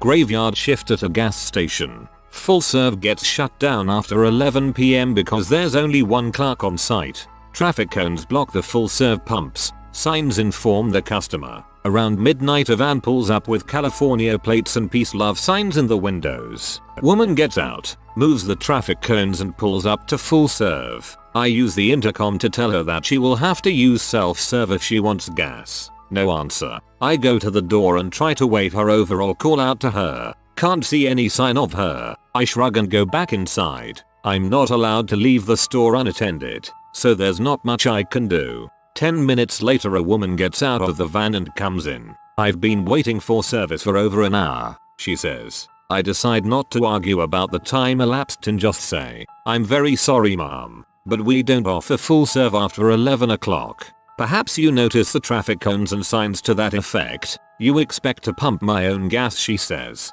Again, I'm sorry. I'd be happy to help you, but I can't leave the store unattended. I appreciate your understanding. She snorts and digs a 20 out of her purse and tosses it on the counter. She goes out, moves the van to self-serve, pumps the gas. Then she comes back. May I use your restroom, please, she asks. Absolutely, right back there, I say, relieved. She goes to the restroom and she's in there for about 15 minutes. I start to worry. Finally she comes out and comes to the counter. I know all about you, she says. You're the one brought the Black Plague. You brought it all the time forever. It was always you. You caused all those deaths, all that suffering. Did you like hearing the babies wail and scream? I bet you loved it. All the demons love it. That's you. You're a demon. You are evil. I can tell. And I'll tell you something else. You skunk me up, I'll skunk you back. I stared at her retreating back speechless. She got in her van and drove away. Skunk her up? Because I didn't pump her gas? Weird. I went back to fronting shelves for about 30 seconds before I thought, perhaps I should check the bathroom. I walked back and push open the door. Crap everywhere. On the walls, the floor, the mirror, the sink, all over the toilet lid and the tank. Crap on the door, clearly smeared by hand. And, oh, the stench. As I turned to get the cleaning supplies, I muttered under my breath, you skunked me back all right. Yes, you did. Sigh. I feel like certain bathrooms in businesses should be sealable and able to run a self-clean cycle. Gas stations should totally be one of them. What's the strangest dying wish you've heard? My great uncle found out he had cancer and it was really bad. Near the end he was sent home to wait for death pretty much. So he decided to bring all his boys back home to drink a case of his favorite beer under the apple tree he planted as a child at the farmhouse. His ashes are in those bottles under the tree to this day. That's beautiful. No better memory, no better memorial. My geology teacher told us he wants his ashes thrown in the water over Marianas Trench. Apparently it's a subduction zone, and in a few million years he'll become a rock. Living the dream. My dad, cremated and put into a paper bag and then held out the window while drive up HWY 400 in Ontario, until he discovered donating your body to science gets you a free funeral. His best friend, cremated and turned into shotgun shells to be fired on every continent. Oh, and I want a comedy roast in my honor. None of this I'm so sad stuff. I want people to have a good time and laugh at my expense. My buddy wants to have a full bar at his funeral with his coffin as the bar, so everyone can have one last drink on him. I feel it's awfully morbid for a pun. Yeah, gotta add that to my list as well. Anyone who survives me will be killed by that one, metaphorically, and I suppose if they die laughing, that would save on the funeral costs, as we're already having one. My girlfriend is going to a wedding this weekend. The bride has a terminal illness and her dying wish was to get married. That's freaking depressing for the groom. My grandfather wanted to be cremated and put into an old Mickey Mouse Club lunchbox, then hurtled from a bridge in Northern California. The lunchbox opens as soon as the box leaves your hands and the ashes blow in the wind back onto the bridge and into the windows of a school bus, blinding several children and the bus driver, who actually swerves off the bridge. My grandpa heard about a woman who made earrings and other glass art from the ashes of the Mount St. Helens eruption, so he contacted her to ask if she could do the same with his ashes. Amazingly she said yes. So he made plans to have a pair of earrings made for my grandma and his 4 daughters. As his name was Earl, he kept calling them earrings. My grandma and one of my aunts were appalled by the idea, so they came to a compromise. Instead of having his cremated remains made into earrings, he had them made into glass balls. Now every member of our family has their own piece of him. So every time we want to remember Gramps, we just squeeze his balls a bit. My grandma was a very sophisticated lady. She always dressed and acted properly. My grandpa died 4 years before she did, and her health gradually declined after he was gone. She was very sick towards the end, and the doctor gave her a week or 2. Our family was with her in the hospital every day. One morning she woke up demanding we go buy her tennis shoes. Tennis shoes? She never wore stuff like that. She told us she had a dream she was walking with Mel, my grandpa, and it was so far. He told her, if you think this is far, you should wear different shoes after that story. My dad ran out and bought her some Nikes. She died in her sleep 12 hours later wearing them, and was buried in them. I'm not religious, but it gives me goosebumps thinking about the comfort she must have felt, thinking that there was a possibility that death meant reuniting with him. This is my favorite one so far. My great uncle Mel buried me by the mall, so I'm always by the action. My great aunt Helen stick a ham bone up my butt and let the coyotes have me. I never got to go to my grandfather's funeral because I was going on a school trip to DC while he was sick. I told him I didn't really want to go, but he was insistent that I go. We both knew it was getting near his time, but he knew how much I loved history and that I probably wouldn't get a chance for a long time again. That night, while I was on the bus, he died. His last words to me were BGS. Go see the world. I never got to leave this country. I want you to see everything. Not for me, for you. Will do. Grandpa, will do. Good man, your grandpa. My great aunt was cremated, and in her will it stated I would like Disco Inferno by the Tramps to play as people are leaving my funeral service. We did it. Burn baby burn. Your great aunt is the greatest troll. I would like for my body parts, arms, legs, head, torso, fingers, to be chopped up and implanted with GPS tracking devices. Those body parts would then be encased in resin and buried in remote areas of the world, places that would require a real adventure to get to. A year later the coordinates would be released online and the first team to reassemble my body wins my estate. What happens when competing teams each have parts and won't work together? I was helping someone write a will. She said she wanted her cat put to sleep and buried with her if she died first. We didn't end up putting that in the will. My dad wants to be buried in a coffin dressed like Dee Snider back in the 80s with the shoulder pads, long hair and all the makeup. My dad wanted to be cremated, have his ashes mixed in paint, and then painted on a helicopter so he could finally fly like a pilot. He was blind for most of his adult life. He died in November, and I'm still trying to figure out how to make this happen for him. Ask the military, they might let you paint him on one of their fighter jets. My mom hasn't kicked the bucket yet, but she has told me, and I quote, "Frick this, everybody be sad balls when I die. You are to throw a party. There will be booze and food and crap, and a DJ. It must be crazy. If the cops don't show up to shut it down, you are a disgrace to me and the entire family. Post an invite on Reddit. They will come. Also, wishing your mom many happy, healthy years left. We need time to prepare." When my uncle passed away he wanted his ashes to be spread in Hawaii to force everyone to have a good time. I'm going to do the same. My dad once saw a grave that said gone, but not forgotten, so he decided that he wants his grave to say forgotten, but not gone to freak out people reading it. My grandpa wanted to be buried with his dog, who had died a month before he did. The dog had belonged to his daughter, who died 10 years before him and had saved his life at one point. The dog was there when she died. Strep throat complications. Bailey was then given to my cousins, but continued to see grandpa on a daily basis. Bailey was a great dog, calm but playful even into old age. When he went, it was like all the fight had gone out of my grandpa, like he knew it was time. R.I.P. Bailey. My dad wants a speaker to play a tape of him saying fun things out of his coffin like, "Pull my finger, smells like somebody died in here," and so forth. My friend's dad told him he wants to be cremated and mixed with flour to make Dave cookies. My dad said he wants to be cremated and have his ashes mixed with paint, and have an artist paint a portrait of him with it. This is the plot to horror film Gingerbread Man starring Gary Busey. Last week I told my dad your sister has some money left over from grandma's funeral. She wants to put it away for you for whenever you die since funerals are expensive and you don't have any money. Do you want to be buried here or in NJ? He said buried. I don't want to be buried. Throw me naked in a dumpster with my butt sticking out so the world can kiss it. That's when I knew he'd make a full recovery from his stroke. My final request to my wife for when I pass away is just to make sure she picks out a very nice urn.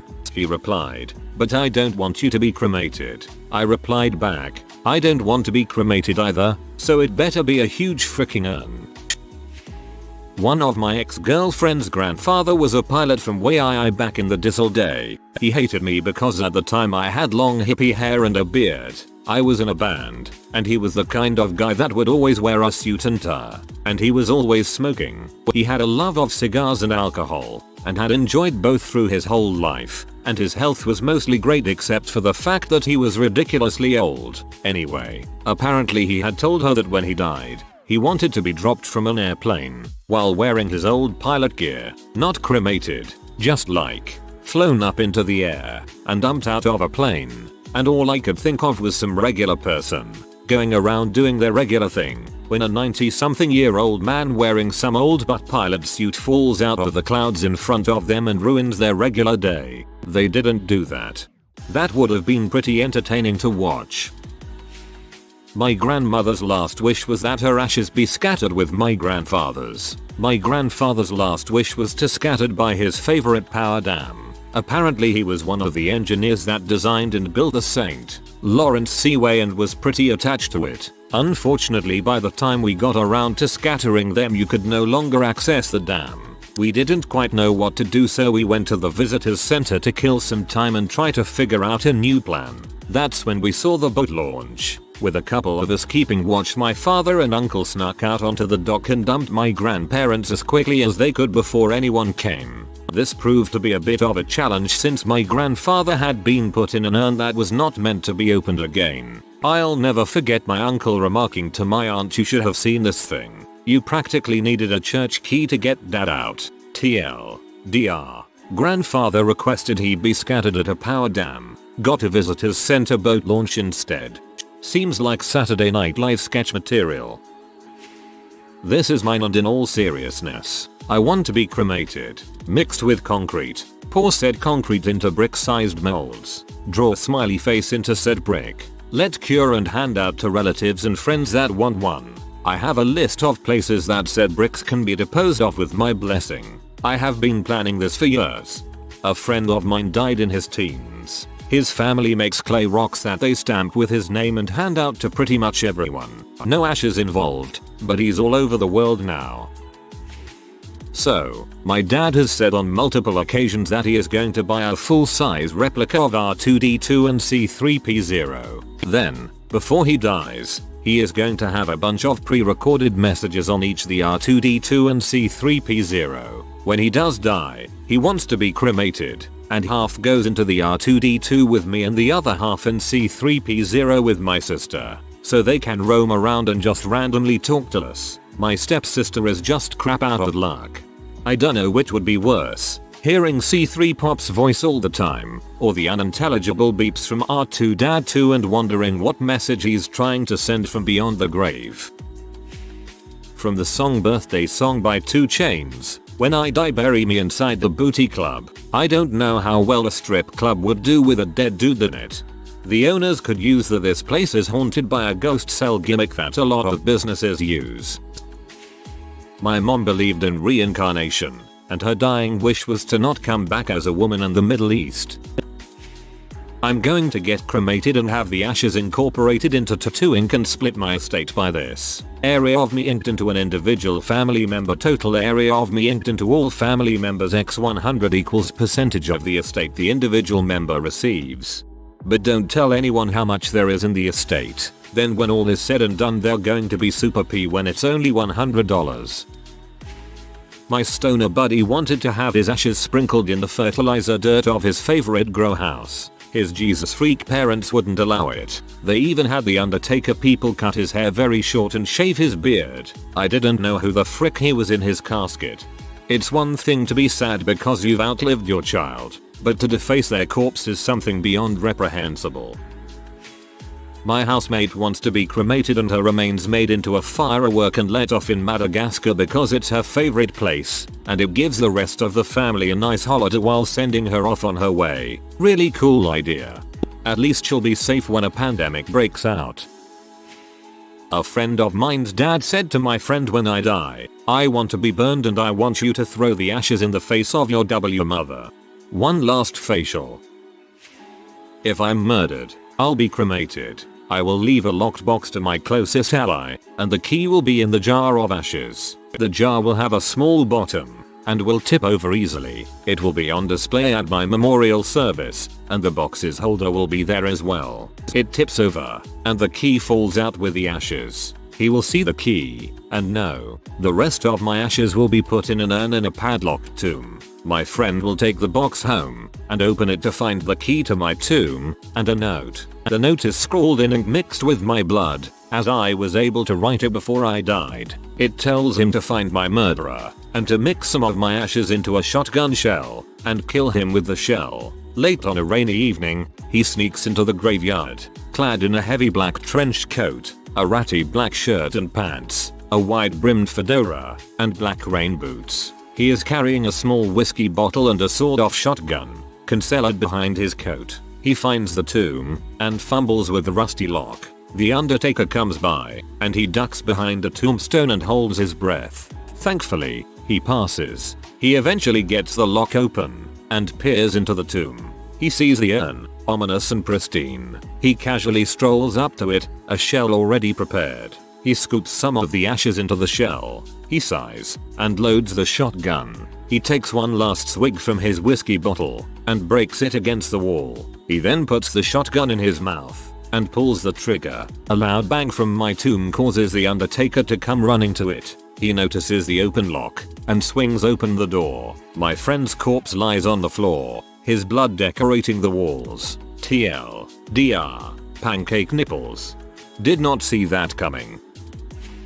I have already told my family, when I die I want to be shot into space. That way I can fake my own death and see space.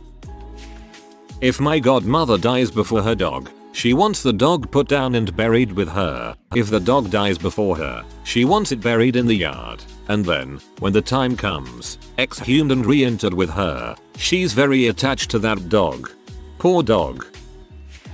I want an ancient Brit, Anglo-Saxon style burial. I studied archaeology and like the idea of being dug up and someone guessing what my life may have been like from my tattoos, teeth and belongings. I may get buried with something really random like a whisk, a slipper and a copy of these, although by then they'd just need to somehow reproduce Facebook and YouTube archives. Oh god, future humans are going to think we're a right bunch of cat worshipping idiots. I asked my daughter to stuff me like a giant bean bag with button eyes so the grandkids could sit on my lap and still play with grandma. That is incredibly creepy. My grandfather requested that his ashes be put in a douche bag for my grandmother to use. He had a fantastic sense of humor. Although we did not follow through with his wish, my grandmother was a good sport, holding his urn between her legs in the car on our way back to her home. She said he could have his fun one last time. My sister once joked that she wanted to be ground up into sausage and fed to poor kids. Joke's on her. I'm gonna do it. Plot twist. By the time she dies, poverty ceases to exist. Frank Zappa requested that he be cremated and his ashes flung in the face of a passerby. Quoting from memory, it was something like that. My aunt has platinum in her brain. She wants us to cremate her and make 3 life gems out of her, to be set in 3 rings made out of her brain platinum. I have been instructed to keep one for myself and give the other 2 to her daughters.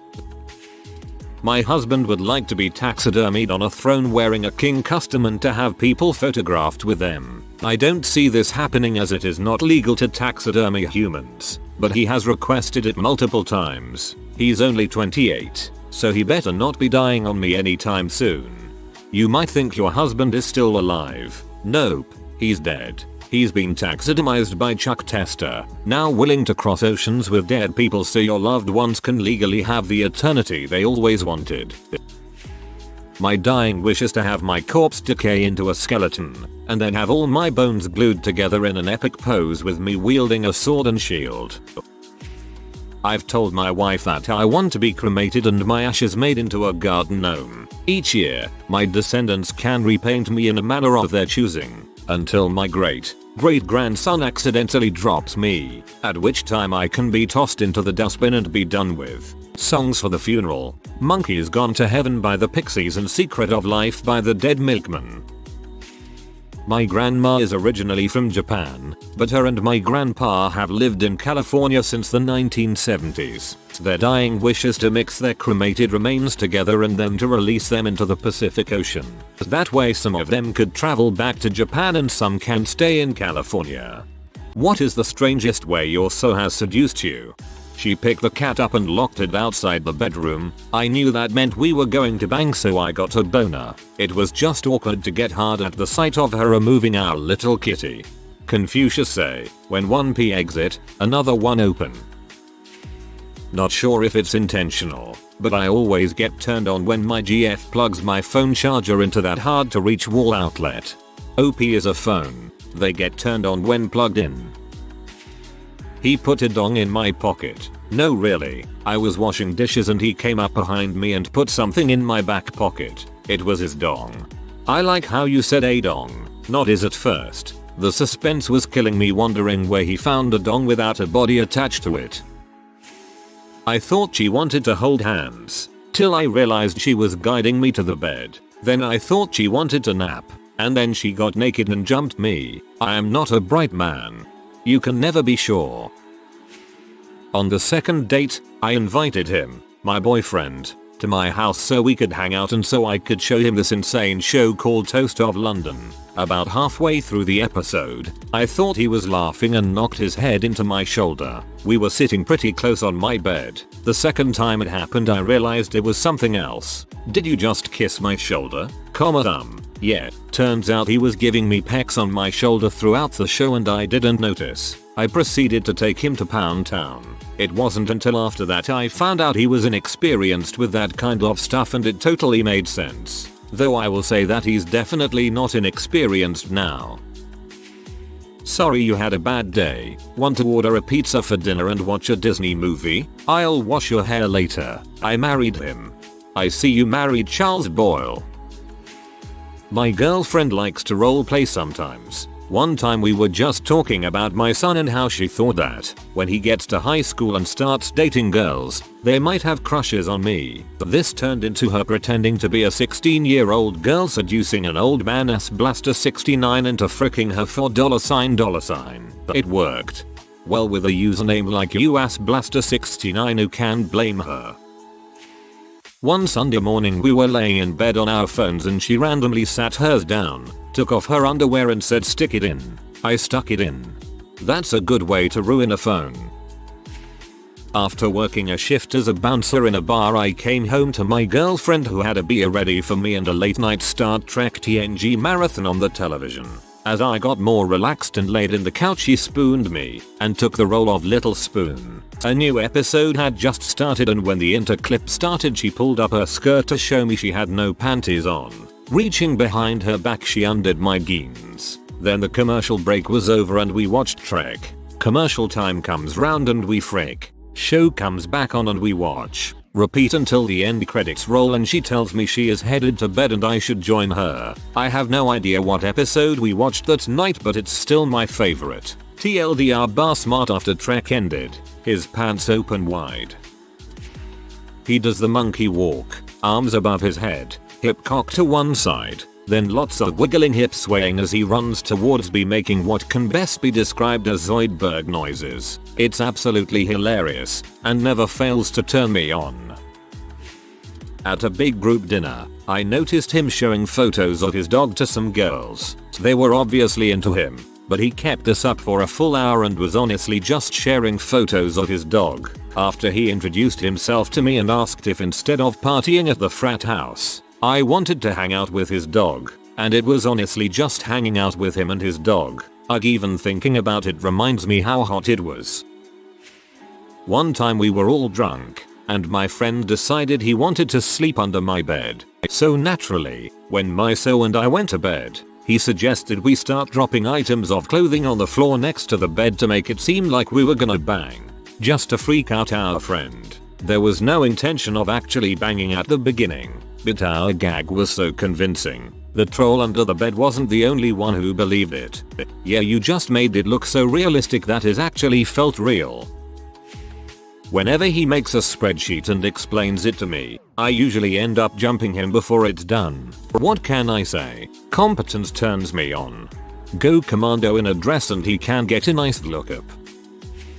Usually it starts with her saying, "Hey, I was watching a video the other day," and I say, "Wonderful," and she says, "I mean, one of your kind of videos," and I say, "Wonderful," and before I finish the sentence I have a risky hard on. Cause I do not know what's coming next, except it's usually me. My GF was in bed napping as I believed while I was downstairs watching our housemates play video games. She sent me a message to come up and cuddle. She cuddled me for about 2.7 seconds before making her real intentions very, very clear and proceeded to make good of it. You're a lucky man.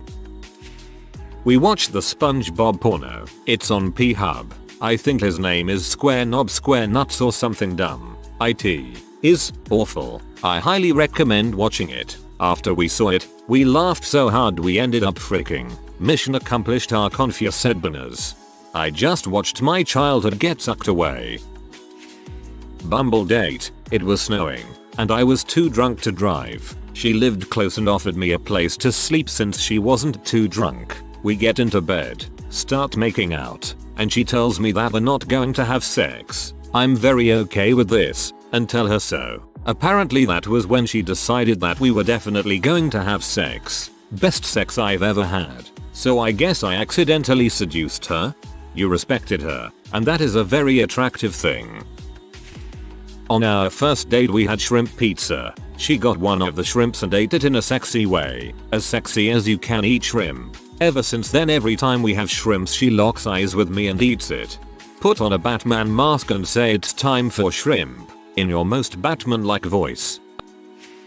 My so likes to act weird to make me laugh. One day he hurt himself acting funny. We're laying in bed, watching a movie. He turns and looks at me, sticks his tongue out and has it between his teeth. Then he pulls his shirt on his head like Beavis and just stares at me making these weird hissing gurgling sounds. Then he slowly gets out of the blankets, stands on the bed in a hunched over position and starts acting like he's climbing the wall. He's tall and lanky, so it looks really weird. Then he snaps his head back to look at me, and jumps over me on all fours, back and forth across the bed like Smeagol or some crap. I guess he forgot for a second that our bed was so high up. We also had a ceiling fan on. He stood up on the bed, and the ceiling fan just smacks him real good in the forehead a few times. He goes oh crap and falls on the bed holding his head. He already had a knot popping up and it cut his head too. I'm laughing so hard I'm gasping by this point. I go to grab a wash rag and some ice. I clean his head up and I felt really bad for laughing at him popping his noggin, so I cuddled him and started kissing him all over the face. One thing led to another and we got naked. He thinks it's hilarious now. That is hilarious. I was standing in the kitchen making a PB&J and she violently slides her hand up my butt crack and then shouts card accepted. That's going to get awkward when she makes the switch to the chip. Once got home from a party with my then girlfriend. I had a serious case of the beer shoots, so went to take care of that. A couple minutes later, as I'm sitting on the toilet sweating profusely, girlfriend just walks in, sits down on my lap, and guides my hands to her boobs while I was pooping. To be fair, she'd had quite a bit to drink, but to this day I still can't quite figure out what was going on. She was probably into some weird stuff. My signature move is my boyfriend will go to shower and when he walks out I'm laying on the bed. Bed faces towards the bathroom door, starting things off. So, once he opens it I'm ready to go and naked. He's always like dang, I need to close this door more often. Fun times. Do you remember our personal best for amount of times we had sex in a 24-hour period? Me neither. We have to set a new one. Dressed up in a classic sexy costume that, unbeknownst to her, was my dad's biggest fantasy that he used to talk about all the time. I laughed my butt off, explained the situation, then we had sex. Needless to say, she never wore that specific costume again, but that was not the first, nor the last, time she dressed up special. Demonstrated good work ethic and that he could take control of a situation. He was my supervisor before we were together, and literally did the manager's job for him. Seeing this, admittedly kinda nerdy looking, guy take charge was just so bizarrely attractive. Got me moister than an oyster. Literally the hottest thing a man can do. Be down to earth and as nerdy as me yet also very dominating and confident. My husband and I walk up to each other and say come at me, bro. A couple of weeks ago we had the weirdest sex though. I was online shopping, left a couple of items I wanted up and had my husband take over and he got to decide what to buy me. This way it guarantees that I like what I get, but it is still a surprise. So he comes into the kitchen and I am sitting on the kitchen counter. Me did you get the boots? H. Comes kisses me. I got you the boots. Me. Moaning to be silly. Oh. Tell me about how you clicked black. Tell me about how you scrolled down to my size. Him. Responding sexually as if this is a thing. Oh yeah. You want to hear about how fingers my scrolled down, then clicked the mouse? I then added it to cart and headed to checkout. Me. His hands are in the nether region by now. Are these the same fingers you used to type your credit card information? Him. Yes. I typed an hour shipping address, taking my time to make sure it was done right. Me. Getting close to finishing at this point. Confirm shipping address. Confirm shipping address. Confirm shipping address. Confirmation email. I feel I should note we were laughing the entire time. We knew we were being ridiculous. That is just how we are though. I work as a dev for an e-commerce website, and I think I'll think of this every time I'm working on a new feature for our customers. We met at an orgy and he went to seductively put his arm around me, but misjudged the distance and slammed his elbow into my nose. Hard. The pain was incredible. The look of "oh, I have fricked this up" on his face was absolutely hilarious and priceless. Still together 6 months later. Classic meeting so at an orgy story. Kind of the opposite. The last time my BF and I had sex, I jokingly said, "Wanna put your peen in my vagine?" Turns out he did. Gonna try it out again later. Tried to do a sexy dance, slipped on the curtains, pulled down the curtains and the railing holding them up, proceeded to get railed. All while we were talking dating. She never seemed interested in the fact that I was classically trained at guitar. In fact, one reason I liked her was because she didn't make a big deal of it like other people did. But one night after I was practicing on my acoustic, I walked into the bedroom and she was ready to go. I'd accidentally seduced her, apparently, so she decided to intentionally seduce me. Turns out, she liked that I played but kept it nonchalant to seem non-fangirly. Anyway, here's Wonderwall. Before we were dating we were talking about our favorite sex positions and she didn't know the name of hers, so she drew me a crude drawing with a blue and red stick figure to explain. Still don't know what it's called. Reverse cowgirl, but the girl is leaning back. But it wasn't long before I had her in that position. By tackling my ex in a football game on New Year's night. The funny part was, she was wearing a My Neighbor Totoro onesie. Totoro bashing into my ex never seemed so sexy. Totoro. I'll be doing something. He'll come into the room and stand there and I'll look over to see him looking totally normal except for the fact he's not at all insubstantial manhood is just there, hanging out. Literally. Always catches me off guard. He waits until I'm involved in doing something. Turn around and there's a giant dong in my face. I'm not complaining. I laugh. We bone. It's fabulous. I text him Mia from the other room. He stops what he's doing and he comes running, losing his pants along the way. When he gets to the bedroom, he sticks his head in and asks, "Oh yeah." The other day we got home from seeing TLJ, and I went on a 40-minute diatribe about why I love it, and midway through my wife stopped me and was like, "Okay, I'm super turned on now." She sent me a snap after we had a fight and I was staying at my parents'. It was 2 pairs of boobs, one of them being her own. I did the 2-hour drive in 40 minutes. Best apology ever. I seduced my GF by telling her the current status of the DC universe, and the revelation of a new dark section of the multiverse. First overnight stay with the ex-fiancé. She showed me a whole roll-up bag of sharpened knives she brought, delighting in detailing all the uses they had. So hot.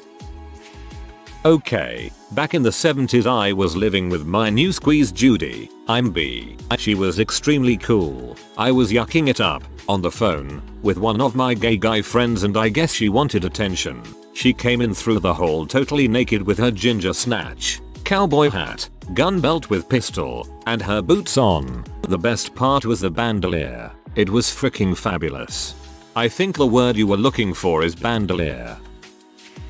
Using a throwaway for this one. Not and so but a guy I met at a cabin trip. We had gotten drunk and went to third base the night before. Fast forward to the following day. He acted like nothing had happened, so I kinda play along. We're alone in the cabin and the Wi-Fi wouldn't work.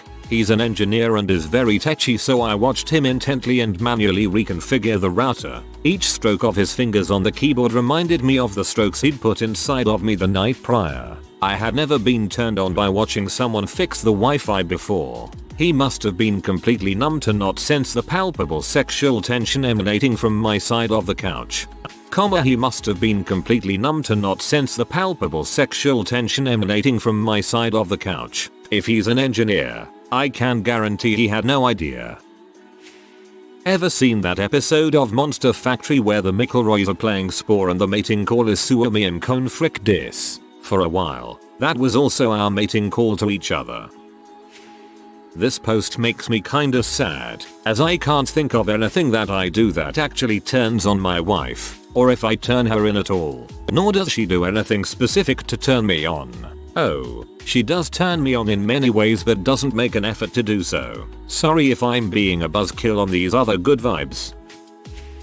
We were cohorts who kinda had an oil and water thing going on. We irritated each other quite a bit. He was the smugly superior IT guy and I was chatty admin, so he thought I was an airhead. Excuse you, I have a MA and run a PhD program. One day he overheard me kvetching loudly about the cleaning crew throwing away the water bottles I kept on my desk. I reused them to avoid waste and also did not appreciate housekeeping rearranging folders and things BC. Sometimes they moved stuff and it was like they vanished. Someone left a baby bottle on my desk the next day signed from housekeeping. I went to complain to the cleaning crew supervisor about it. Turned out it was smug IT guy and I looked like a doofus. So I went into his office after hours and tinfoiled every inch of it. Furniture, walls, everything on the desk, chair, whiteboard, all his markers, etc. Took about 5 hours and many rolls of foil. I hid when he came into work the next day, but heard him shouting when he opened his office door.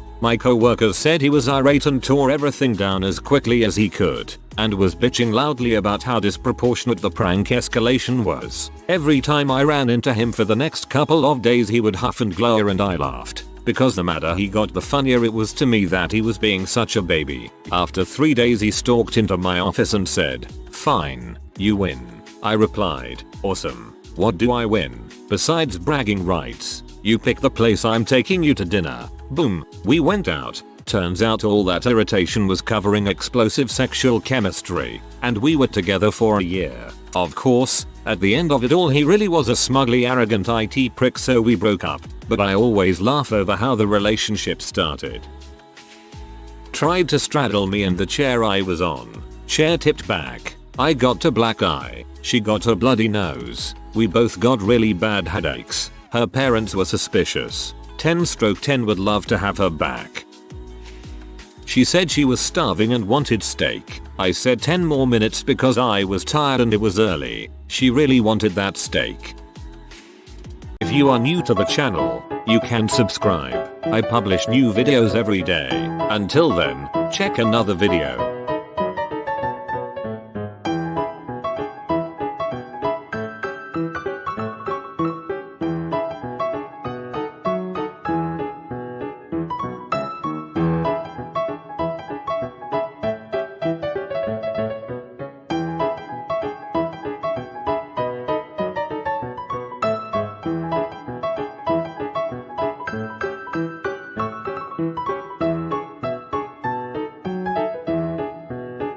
Bye for now.